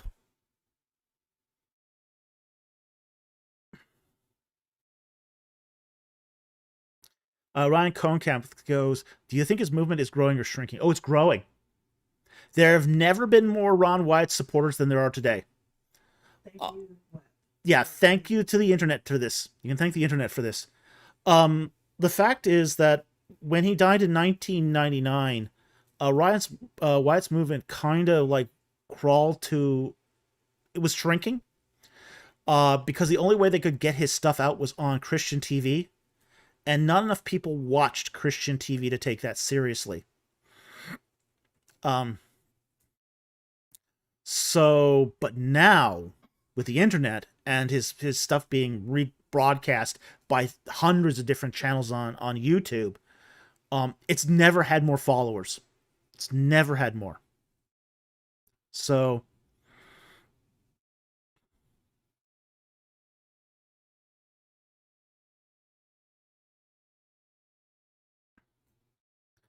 Micah Price says, "Hi all. I entered the stream to find us discussing the Ark. I can only hope we are discussing the recent flood of recent. They found the Ark videos. Laugh out loud. Yeah, there's no evidence of any of that. Um, there are two videos right now, kinds of videos that are talking about arcs. Okay, you do get a few videos that are coming out like from the Temple Institute saying they found the Ark of the Covenant. Of course, they have showed no evidence of any of this, and I think that's just a jaded fundraising shtick. But you also got some guys coming out claiming to have found Noah's Ark again. How many arcs are out there? They keep finding Noah's Ark all over the place. How many of them are there? And they find out at the end of the video they didn't really find anything out there. Just another mud flow. Another mud flow which are so common in the Turkish hills, it's not even funny.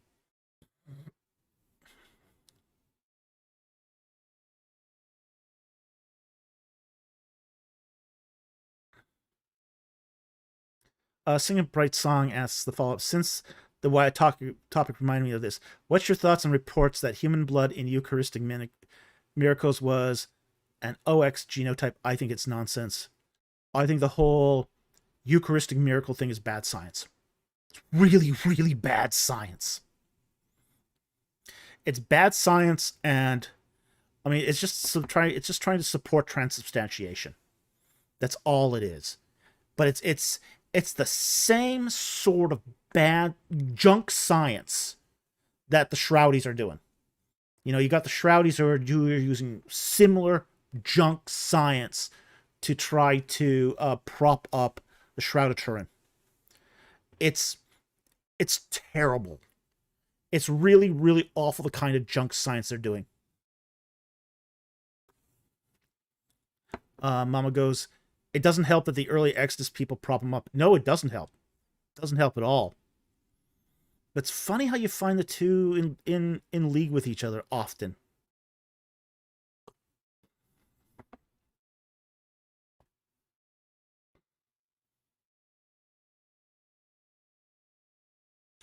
All right, moving on here.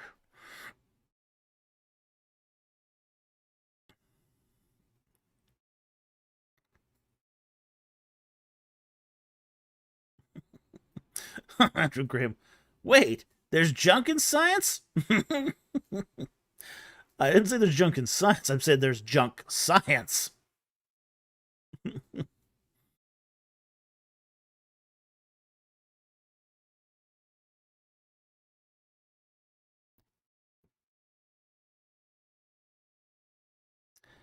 Harry Stark asks, does David think the star Bethlehem was a comet or a planetary formation? Neither.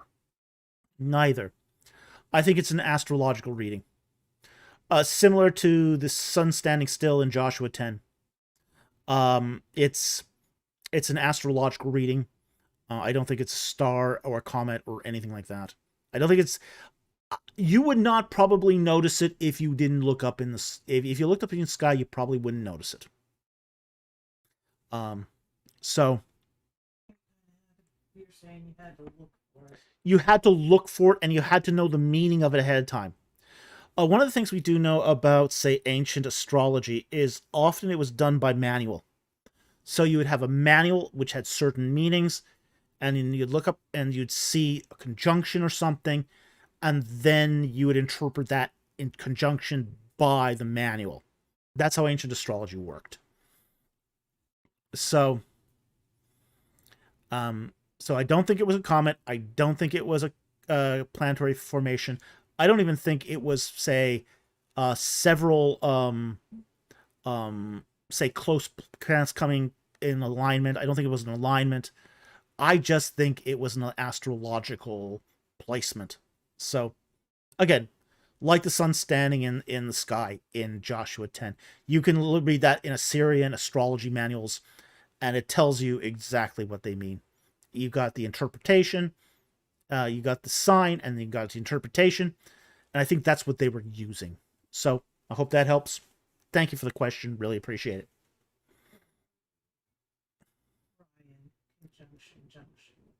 it. Ryan goes. Ryan says, conjunction, junction, what's your function? Schoolhouse Rock is after the stream.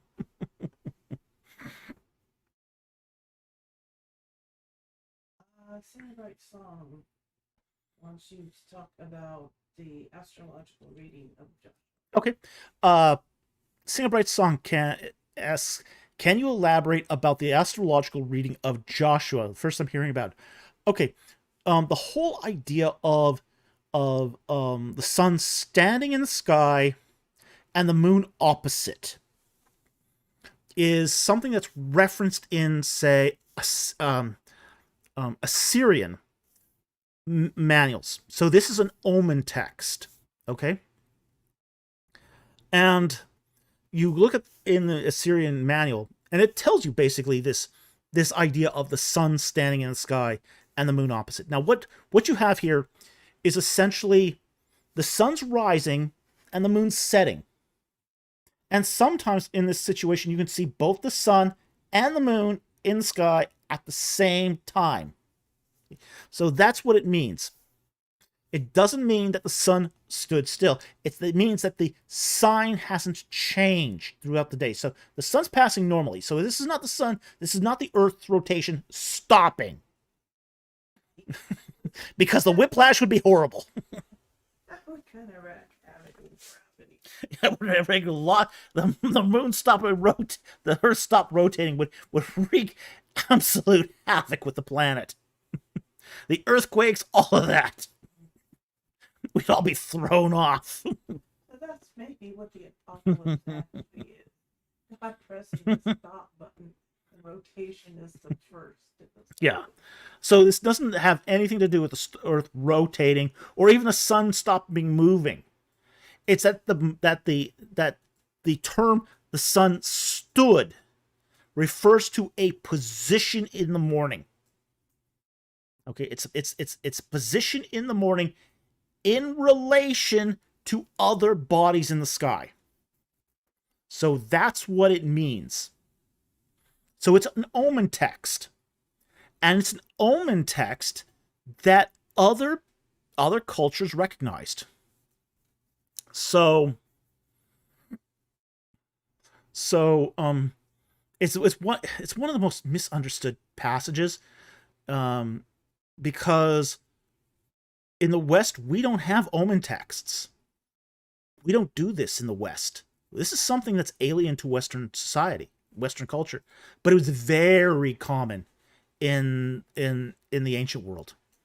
You know, Bronze Age, there were a lot of omens. You know, even up into the Roman period, they were still doing omens. So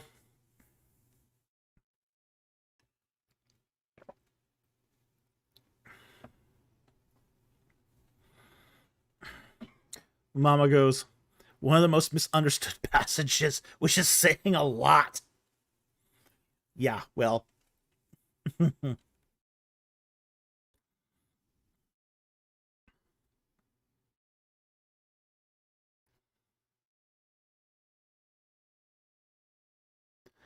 Okay, moving on here.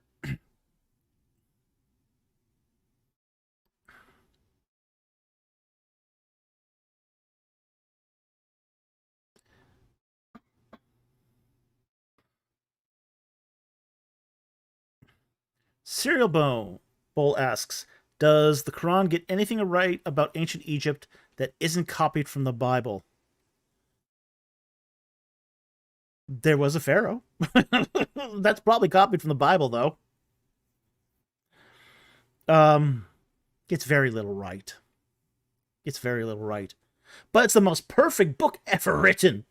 Most perfect book that was ever written. And you see, look, I mean, Quran explains, you know, the Trinity is Father, Son, and Mary. What? You as a Christian don't believe that's the Trinity?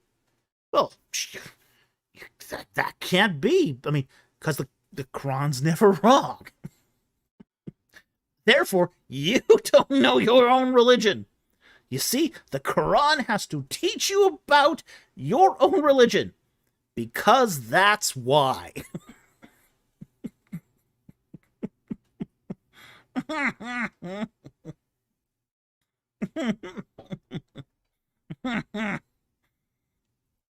Oh boy.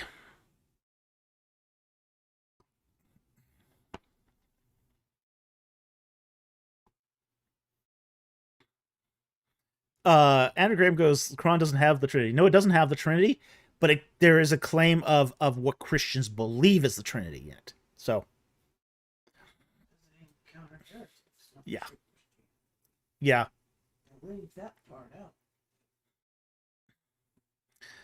out. Sing a Bright Song. You joke, but a friend of mine who was raised Catholic once said he prayed to God, Jesus, and Mary in the same breath.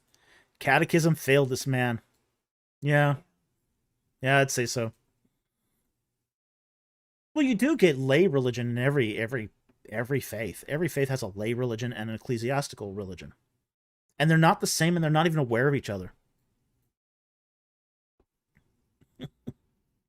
Mom goes, no, why would you? It's because that's why.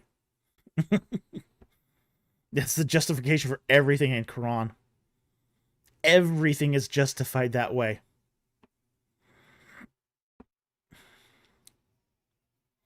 AJ Higgins, thoughts on Thomas Aquinas? Currently reading a book that mentions him heavily. Okay. Thomas Aquinas was a brilliant guy. He was a brilliant guy. He was a monk. He would have been... If Thomas Aquinas was never born, we would be talking about Alfred the Great today. Because Alfred the Great was a really incredible theologian, but Alfred the Great was eclipsed by his student. Well, that sometimes happens in history. So, Thomas Aquinas was a successor to the Bede school of scholasticism. He studied heavily Aristotelian philosophy. So there's a lot of Aristotle in Aquinas. So if you like Aristotle, you'll probably like Aquinas. No,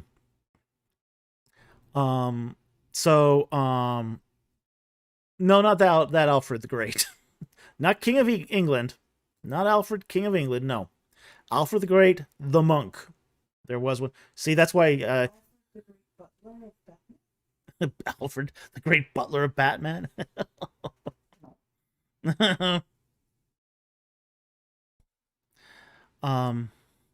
Now there are a lot of Thomists today. There are people who follow the theology of Thomas of Aquinas are called Thomists. You find a lot of Thomists today. Ironically, Southern Evangelical Seminary is a Thomistic school, even though they're evangelicals. They're very, very influenced by Thomas Aquinas. Harry Stark goes, is the theology of Augustine good or bad? It's not always consistent. If you're going to read Augustine, read the retractions. Okay. He says a lot in his confessions and then has to retract a lot of it in the retractions. So Augustine's... It's like a two-parter, okay? He's not always the most careful or thorough theologian.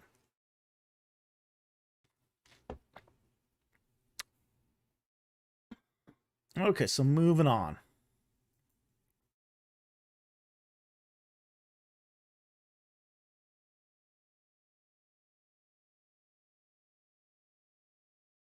AJ Higgins asks, how much of the Torah was Moses in your view? I'd say most of it. Now there are parts of it that were not written by Moses, like his eulogy, His eulogy is not written by him. Some people pre-write their eulogy. I think a lot of the connecting material was not necessarily written by Moses. Basically, I think where we get the Torah from is essentially the collected papers of Moses. He leaves a stack of papers at the end of his life, and he hands it. He hands these papers to Joshua, and he says, "Okay, make this a book." So it's then up to Joshua to sort of smooth it all out into a single book. So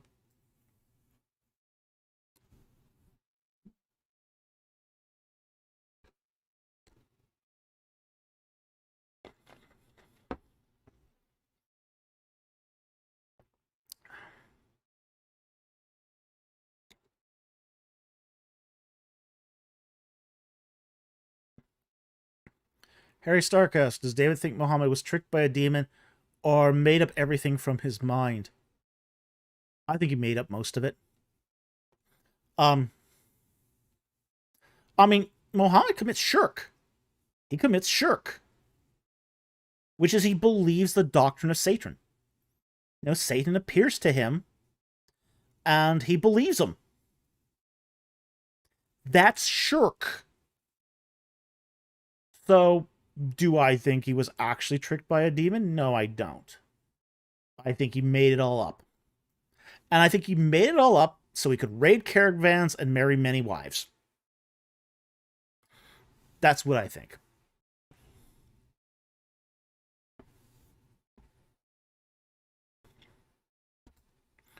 Why? Because we've seen it happen over and over and over again. The pattern is common.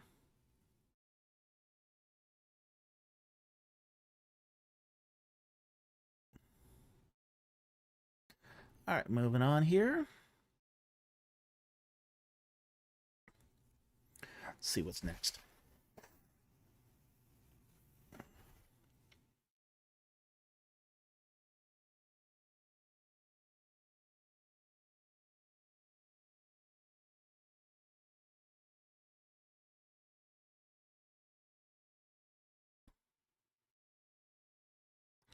Probably going to get to the end pretty quickly, and then we're probably going to call it a night. I have a book launch tomorrow, so it'd be a good idea for me to get an early night. So,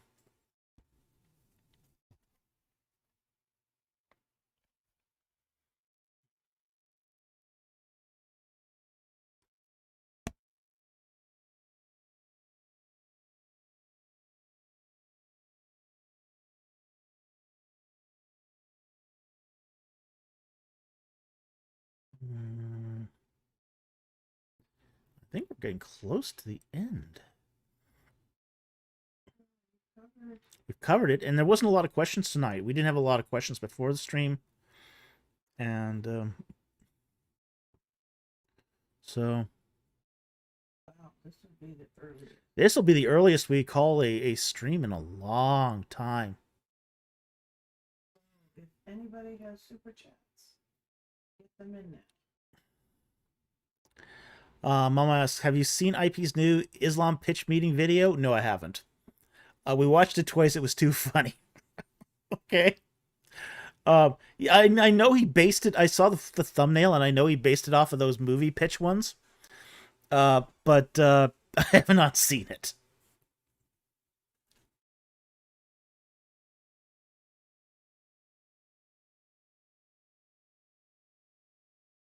Harry Stark asks, any thoughts on the latest entries in Tomb Raider? Haven't played them.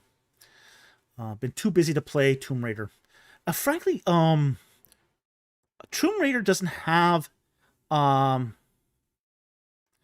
I used to play a lot of Tomb Raider before I became an archaeologist. After becoming an archaeologist, it sort of felt like work. It lost its appeal as soon as it became more like work. So I don't actually play a lot of games that do archaeology anymore.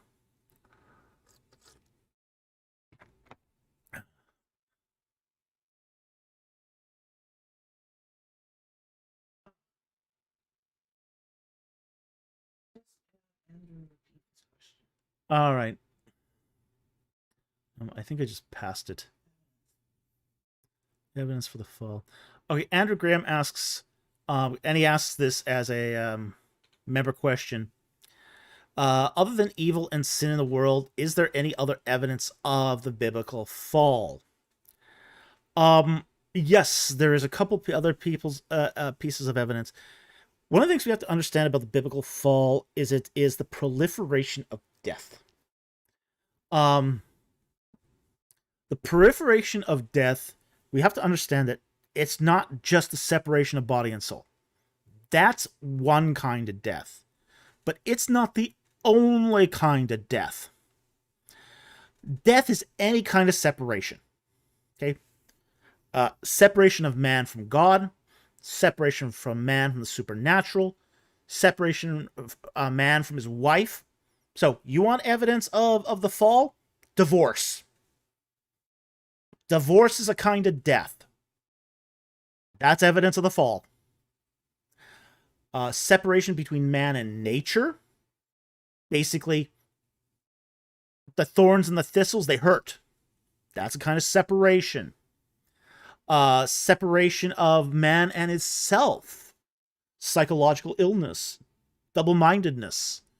That's more evidence of the fall. This whole proliferation of various kinds of death would be symptomatic of the fall. So it is more than just evil and sin. It is all sorts of relational issues that come with it. So yeah, there's a lot more to the death and the fall than just the physical act of dying. It's more than that. It's really extensive. You wonder why you can't just call up an angel and have him come and talk to you? That's why. It's the fall. Why we're at enmity with God? It's the fall. Why we have a broken relationship with our children? It's the fall. Why we are having a broken relationship with, our parents and our spouses and our neighbors. It's all the fall. It's all of those broken relationships. Why do chihuahuas exist? It's the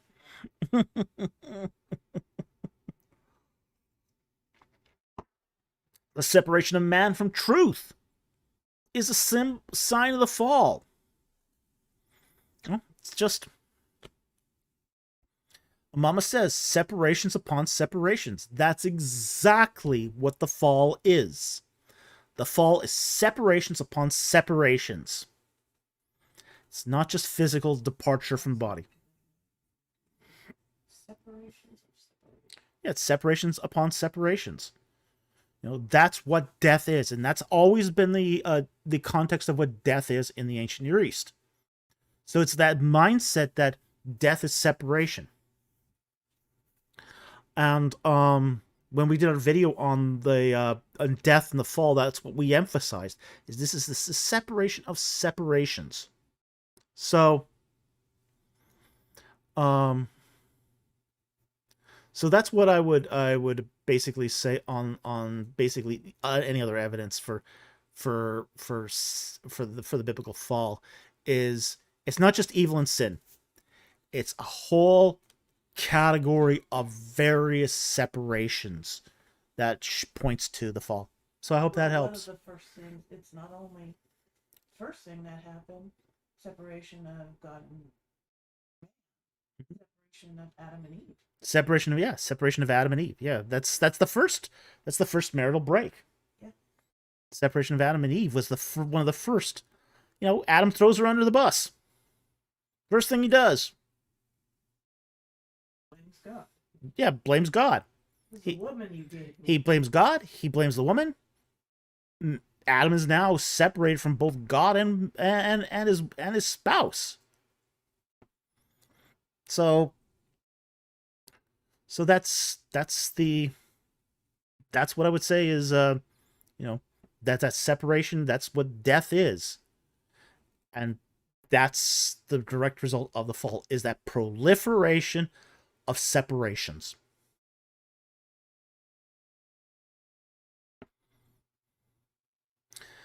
Harry Stark, nearly all new releases of PC games are digital downloads via Steam, Epic Games. Any thoughts? These are making a CDs are making a comeback, but of all those companies, Steam's the best. Let's be very honest. When we released our video game, we did it on Steam. We don't actually have a CD release of the game. We could make one, but it's unlikely. We're unlikely going to do it. Yeah. Steam does a very good job. And they take a reasonable. The cut from Steam is reasonable. If you haven't played Egg Hunter, you like it. It's kind of it's a fun game. The review, Cute bunny. yes, it is about cute bunnies, but it's very it's got its own unique world. One reviewer called it unapologetically strange.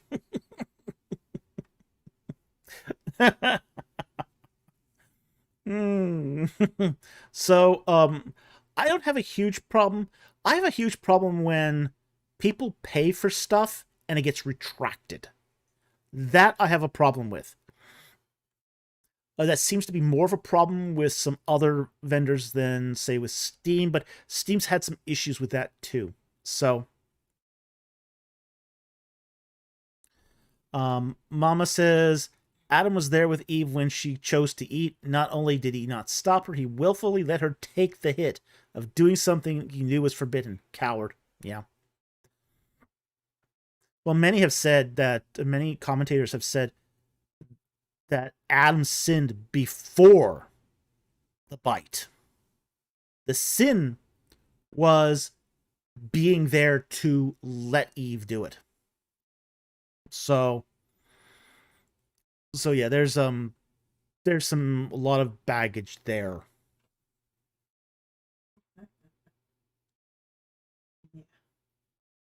Andrew?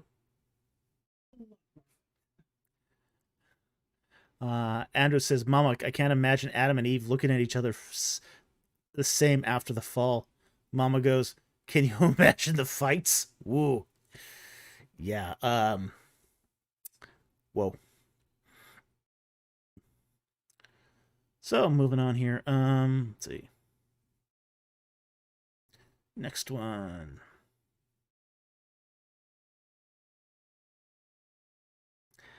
Harry Stark, what is the strongest evidence for the soul according to David? I don't get into personal pneumatology very much. I like the guy's experiment when he put dead people. I think one of the things we I'm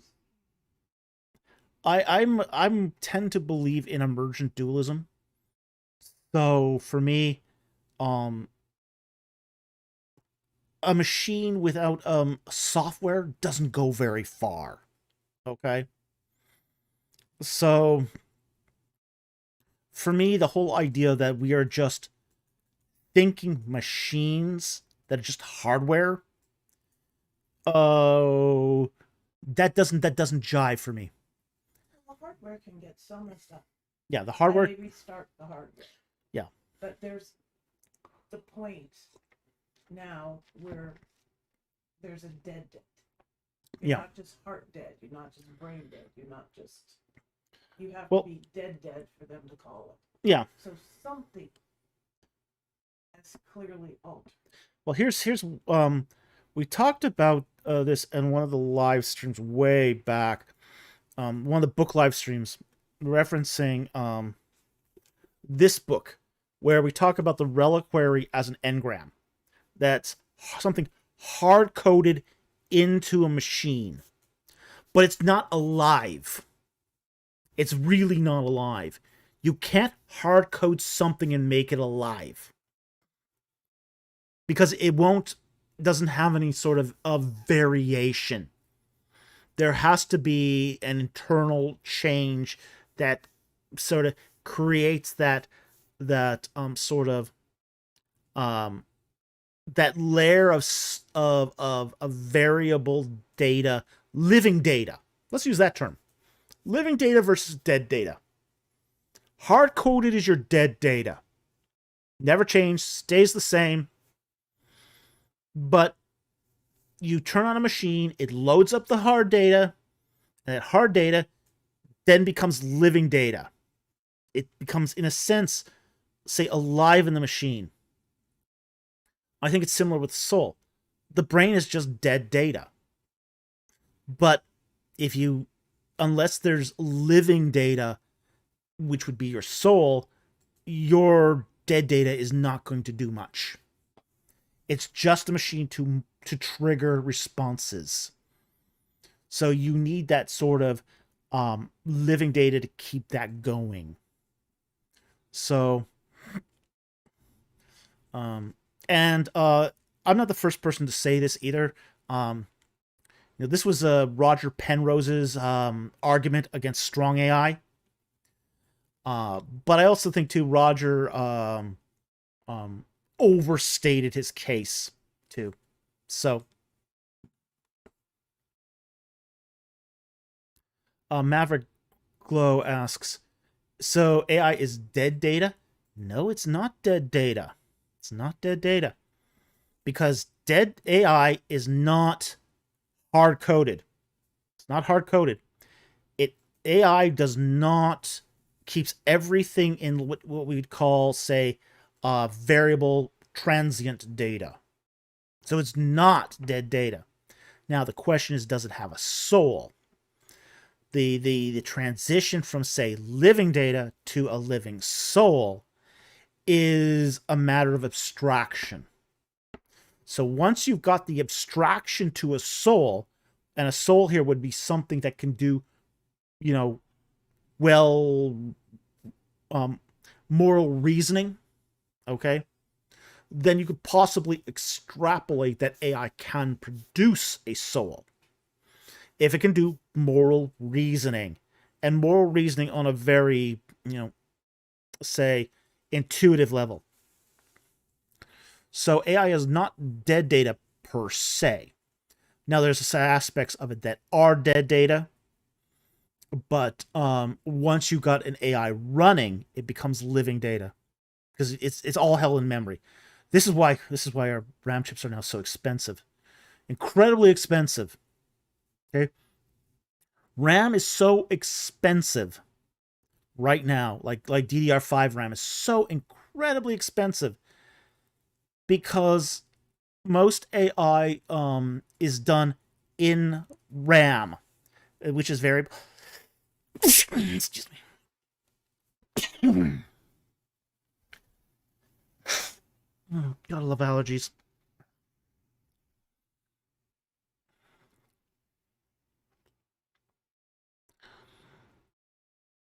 So because most AI is doing it in RAM memory, most of the data there is not dead data. It's not hard-coded. It's living data. So, all right, moving on.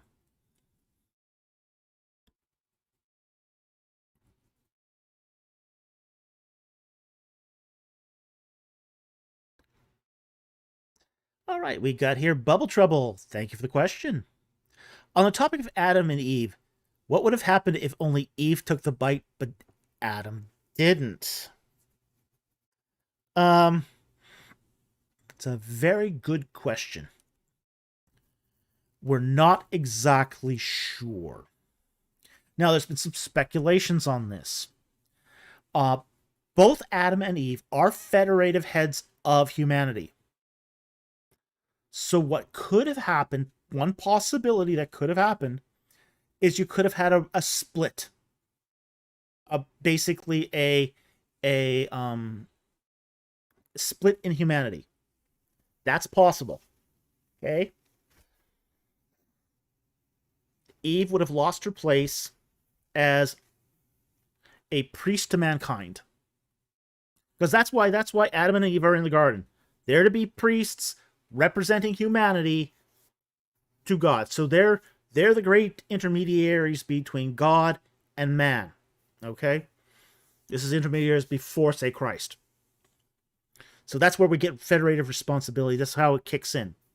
Is you have a representative that represents all mankind to God. In the case, you have two representatives here, Adam and Eve. And they're sort of the great priests of mankind to God.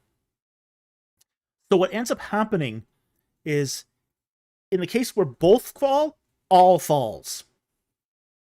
In the case of one falls, you get a split. So it becomes more like the angels at that point. So humanity would have become more like the angels, some deciding to fall, some not. So that's what probably would have happened if only Eve took the bite. You'd get a split in mankind, and some would stay true to God, others would follow Eve, but you'd also not get any Redeemer either. That would be the other consequence. Because all have sinned and fall short of the glory of God, the only path to salvation at that point would be Christ. But if you only get a partial split, there'd be no need for a Redeemer. Because then the choice would be presented. Everyone would have that choice. So, the fact that both fell had consequences that necessitated a Redeemer. If only one falls, those consequences are no longer there. And if those consequences are no longer there, they probably would have become more like the angels, and there would be no need for a Redeemer. So I hope that helps. Thank you very much for that question. It's an interesting question. Theologians do speculate on this stuff.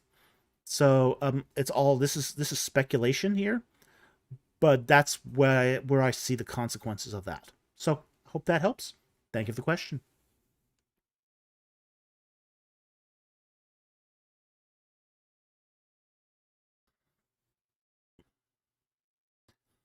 Harry Stark asks, are there any good Christian-based or Bible-based video games? I have never seen one. I do not play Christian-based or Bible-based video games. Most of them are horrible or awful. Yeah, you can become King David and go kill some Philistines. Yeah, I'm sure that's very wholesome family entertainment there. Yeah, and what we believe in is people who are Christian. Yeah.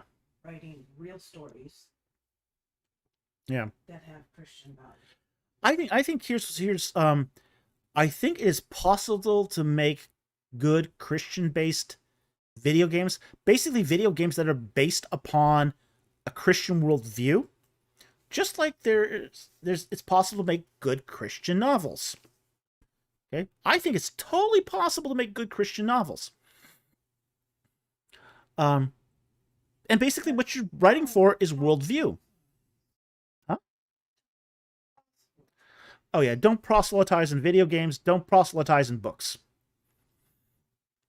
That just gets obnoxious.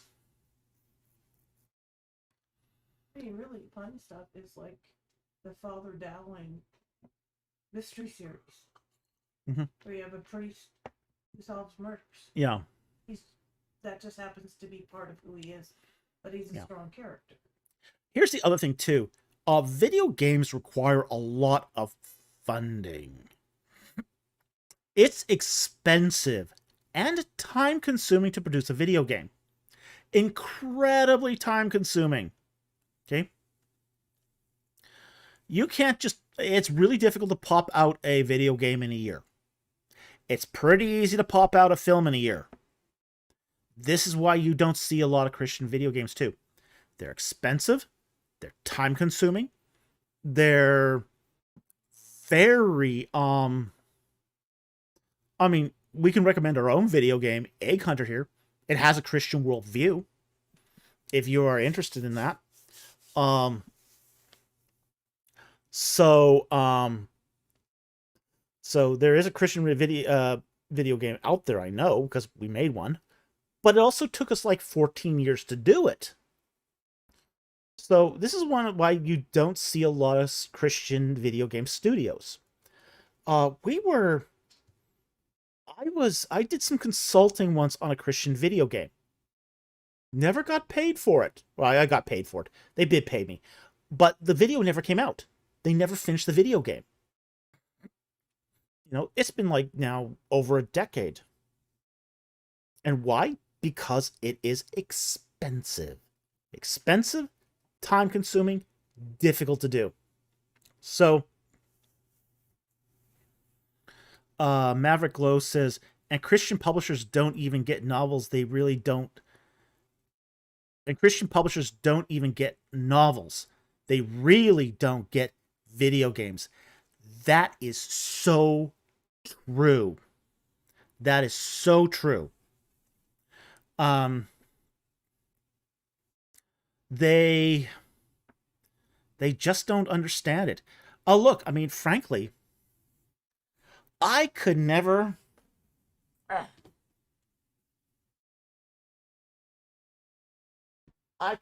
get this published by a Christian publisher. A Christian publisher will never take this on. Why? Because it's got a few naughty words in it. But they will take on books with a lot of spice. Oh yeah, Christian romance borders on pornography. Pornography, sorry. Pornography. We're talking on YouTube here. Oh yeah, Christian romance borders on corn. It really does. That's okay. Never read it. No. Wait, that's fine. But dropping an occasional F-bomb? Whoa! Whoa! See the daggers come out. Well, I mean, when our novels first came out, we got a few Christians who got really, really upset about some naughty language. And let's be very honest about this. Our books don't use a lot of naughty language. Okay?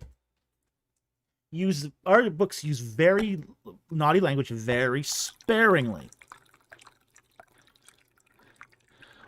And we got the lowest review we ever got was a guy who objected to the naughty language. You know, the fact that we had in there, you know, engineered slavery, paternity fraud, SA, weapons of mass destruction, eugenics, all these other things, that didn't faze him one bit. That didn't faze him one bit. You know, all that was, you know, mass, was it super breeding? You know, that was okay. That didn't bother them. Capital punishment. We had so much controversial stuff in there.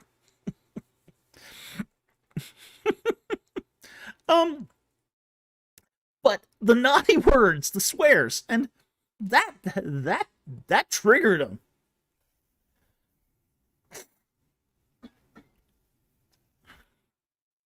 So it's just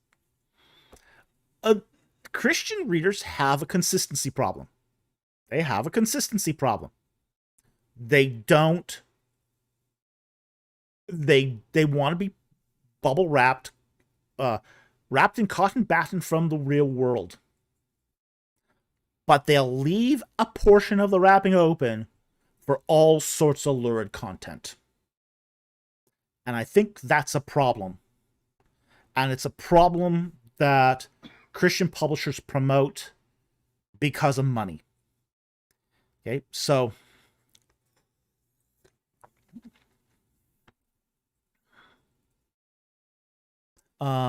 Maverick Glow says, this is the crazy thing about the clean book label for book critics.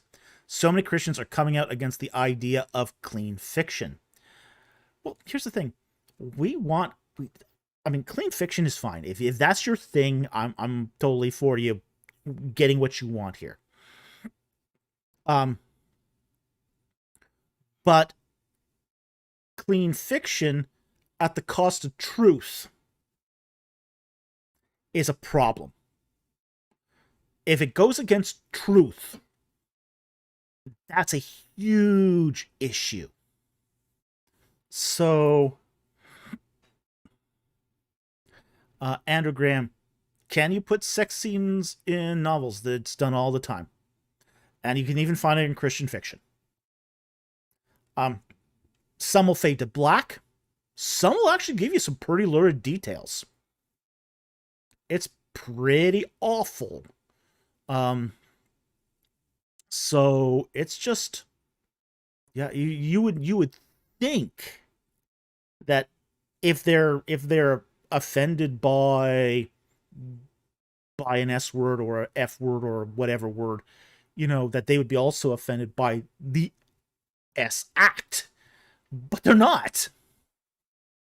But if you put them in a novel, have real consequences. Yeah, there should be consequences to putting sex scenes in novels. Like unintended pregnancies, STDs, things that go wrong, broken relationships. There should be consequences to sin in novels. Yes. But the consequences. Yeah, put the consequences of sin in if you're going to do sex scenes,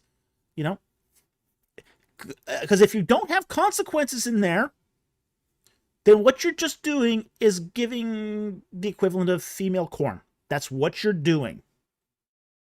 So, and our novels are generally very, very clean as it regards, sex. We are not. We don't. I don't write spicy novels, but I do write some gritty stuff. So, gritty is not the same as spicy.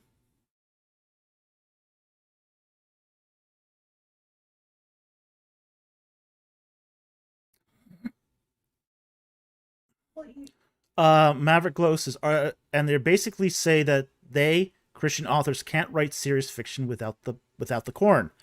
A lot of this isn't serious fiction, though. That's what sort of gets to me, is a lot of this is not serious. A lot of this stuff is make-believe romance. A lot of it is. It's not serious fiction. No one would claim it's serious fiction. I mean, Hallmark has such a clear pattern. Yeah. City person goes back to the country and discovers, oh, this is really what I want. Mm-hmm. Who needs money? Yeah. Where's the Hallmark where two city people say, I'm a cutthroat lawyer. Wait, you want Hallmark to have a second plot? I'm a cutthroat doctor. I'm never home. That's expecting too much, Alpha Reader. Let's get married because we both realize when we have time, it'll be great, and we're not going to have a lot of time. Bubble Trouble says, not letting your characters cuss restricts them from being believable people. It can. Very, very much. And if your character is someone tough, it just makes it look even less really believable. Now, there is a Christian author that I do read sometimes that Alpha Reader has known personally. And he wrote a sci-fi Space Marines book. And I won't name it. But there's one point where the protagonist, this sort of tough military officer, who's supposed to be the toughest of the Space Marines, and something goes terribly wrong, and she goes, "Oh, snickerdoodle." What? What was that? Oh, snickerdoodle.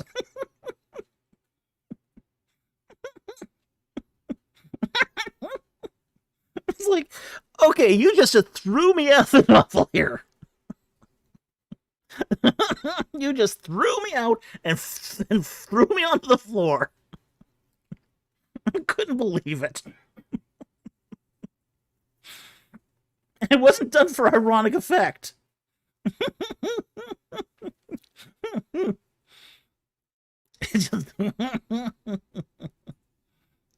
uh, Bubble Trouble goes, especially when they're not Christians. Yeah, if you're writing about non-Christians, they should act like non-Christians. And non-Christians do non-Christian things. Now, the Christian worldview says that they're going to have consequences for the doing non-Christian things. That's fine. That's part of the rules of your world. And that's what moral fiction demands. Moral fiction doesn't demand that your book be clean, or that that people don't drink and they don't dance and they don't chew and they don't go out with girls that do. It demands that there's consequences to actions. So yeah, if you're writing about non-Christians, they should act non-Christian. Now, if you're writing about Christians, they should act Christian. Okay? Now, in your personal life as a Christian, you should not wallow in bad language. Yeah. It does not glorify. Well, there was a Christian novel published recently. I don't even remember what the title was, but it was about a Christian girl courting a pastor's son, and they have a roll in the hay because it was spicy. Okay, you now have two Christians not acting like Christians, and there's no consequences to this. That's corn.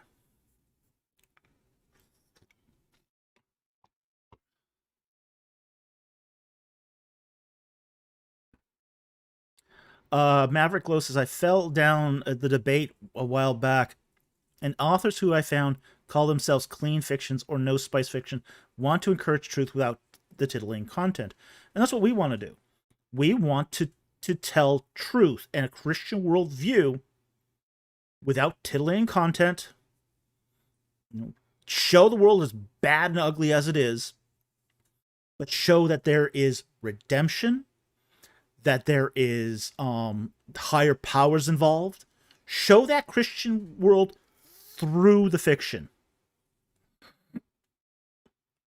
Mama says, your books are very high on the realism scale.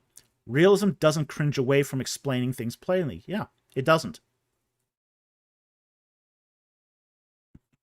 Andrew Graham, that's the botheration.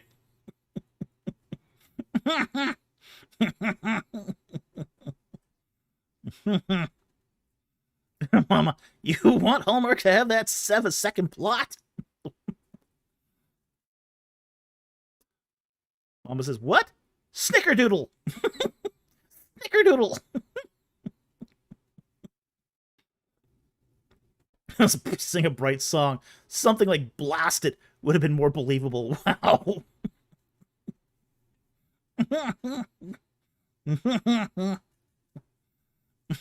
Yeah. Little Treble, I would start laughing audibly. Oh, snickerdoodle.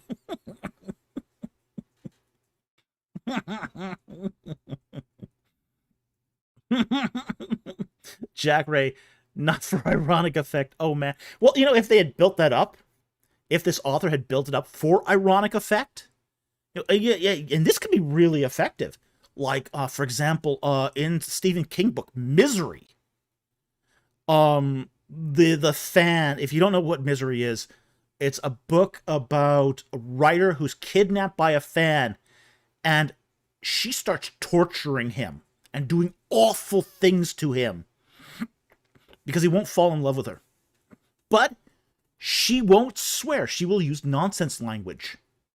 And it's done for dramatic effect. It makes it more creepy that she's this horrible, awful psychopath, but she won't cross that line to use conventional swear words.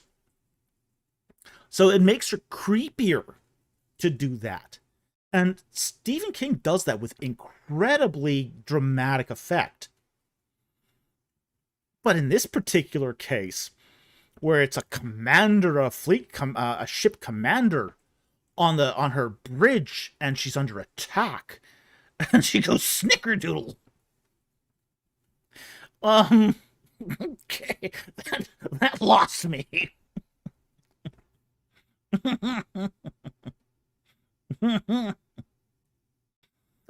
Jack Ray, I like when someone is working on their foul language in a story and they are a super marine kind and it comes out for the comedy. Yeah, well.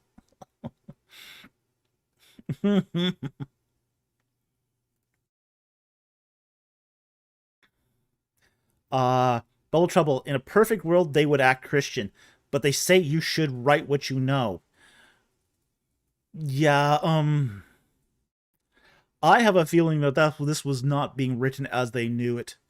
I mean, not authors know lots of things. As Ursula Le Guin goes, Ursula Le Guin said, "You know more than you realize. You know about dragons and wizards. That's writing what you know." So, so we got to be mindful that we know a lot. And as authors, we can put that writing to use to create moral fiction. It's when we don't. I mean, to be honest, I would have found that more compelling. That story about the Christian girl and the pastor's son. If she had said no, or he had said no, that would be even more interesting. Yeah. If he had said no, more true. Mm-hmm. Yeah. If he had said no, and see what the consequences are of that, that would have been more compelling. Was the boy or the girl the PK? That's Oh, it was the boy. The boy was the pastor's kid. Yeah. He could have said, "I don't think so." Yeah. It would have been a more interesting story. It wouldn't have been as spicy. I've heard a male friend at church tell the story where somebody came on to him and he said, "You're not my wife." Mm-hmm. Simple as that. Mm-hmm. No, we're not going to do that because you're not my wife. Yeah. Yeah. I mean, as Alfred says, you could have had the pastor's kid just say, "Well, we're not going to do that because you're not my wife," and that would have led maybe to an alternate route. Mama says, when you show something evil because people want to see it and don't show the consequences of that evil, you're glorifying it. Exactly. Yeah. Andrew Graham, drat, and double drat. Good times. Good times.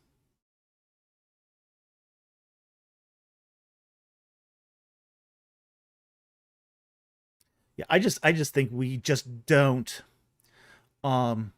give enough attention to the complexities of life in our fiction. Because quite frankly, life is messy. Life is messy. It's not sanitized. It's not sanitized for non-Christians, and it's not sanitized for Christians. Let's show a little bit of the mess. Yeah, you don't have to go into every sewer, but give a hint of some of the mess. And let let the chips fall where they may. Let the story unfold. You know, you know. Book 3. The protagonist makes a very bad decision at the beginning of book 3. Okay, actually, she makes it before that in book 2. She's got to live with that decision. And a lot of what she does in book 3 is the consequences of having made that decision in book 2. That's showing how messy life is. That's truth and fiction. Okay, so we are at 11 o'clock. I think we're mostly at the end of the questions anyway. I don't think we missed any super chats. We didn't have a lot of super chats tonight. So I'm just going to double check here, make sure we got everything. Oh, no, we missed one. I want to thank Jack Ray, who gave a plug here for Egg Hunter. Thank you so much, Jack, for doing that. We really appreciate it. Yeah, we missed it. 10:47. So I want to thank him for putting in a plug here for Egg Hunter. We really appreciate it. Mama goes, she ain't no Mary Sue. Oh, no, no. Alicia Stripes is no Mary Sue. That is for sure. Definitely no Mary Sue. Okay, so what? Jack Ray. Jack Ray, Mrs. Producer, the Alpha Reader says thank you for the plug. She really appreciates that. That was her passion project. So she really put her heart and soul into that.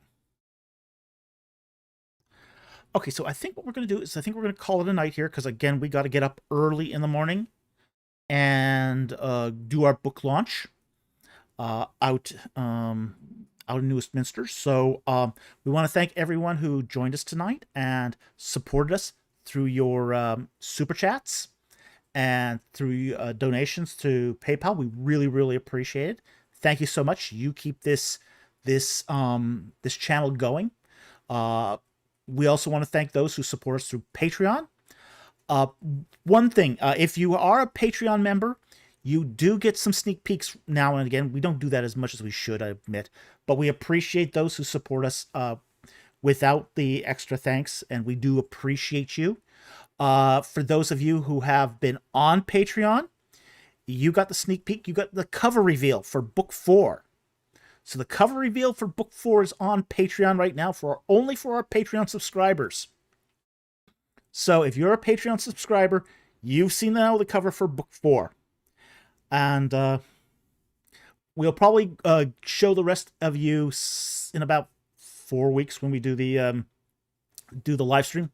So we want to thank you all for joining us. We also want to thank our regular subscribers who hit that like and subscribe button and share the URLs with other social medias. And finally, if you have read our books, please leave reviews. Reviews are the most important thing you can do to help us. Book reviews matter. So please leave a book review on Amazon if you've read the book. We really appreciate that. With that said, thank you for joining us tonight. It was a good live stream. Shorter than usual, but that's okay because we had to cut it short anyway. So we will see you next time on HD and the Bible. Good night, everyone.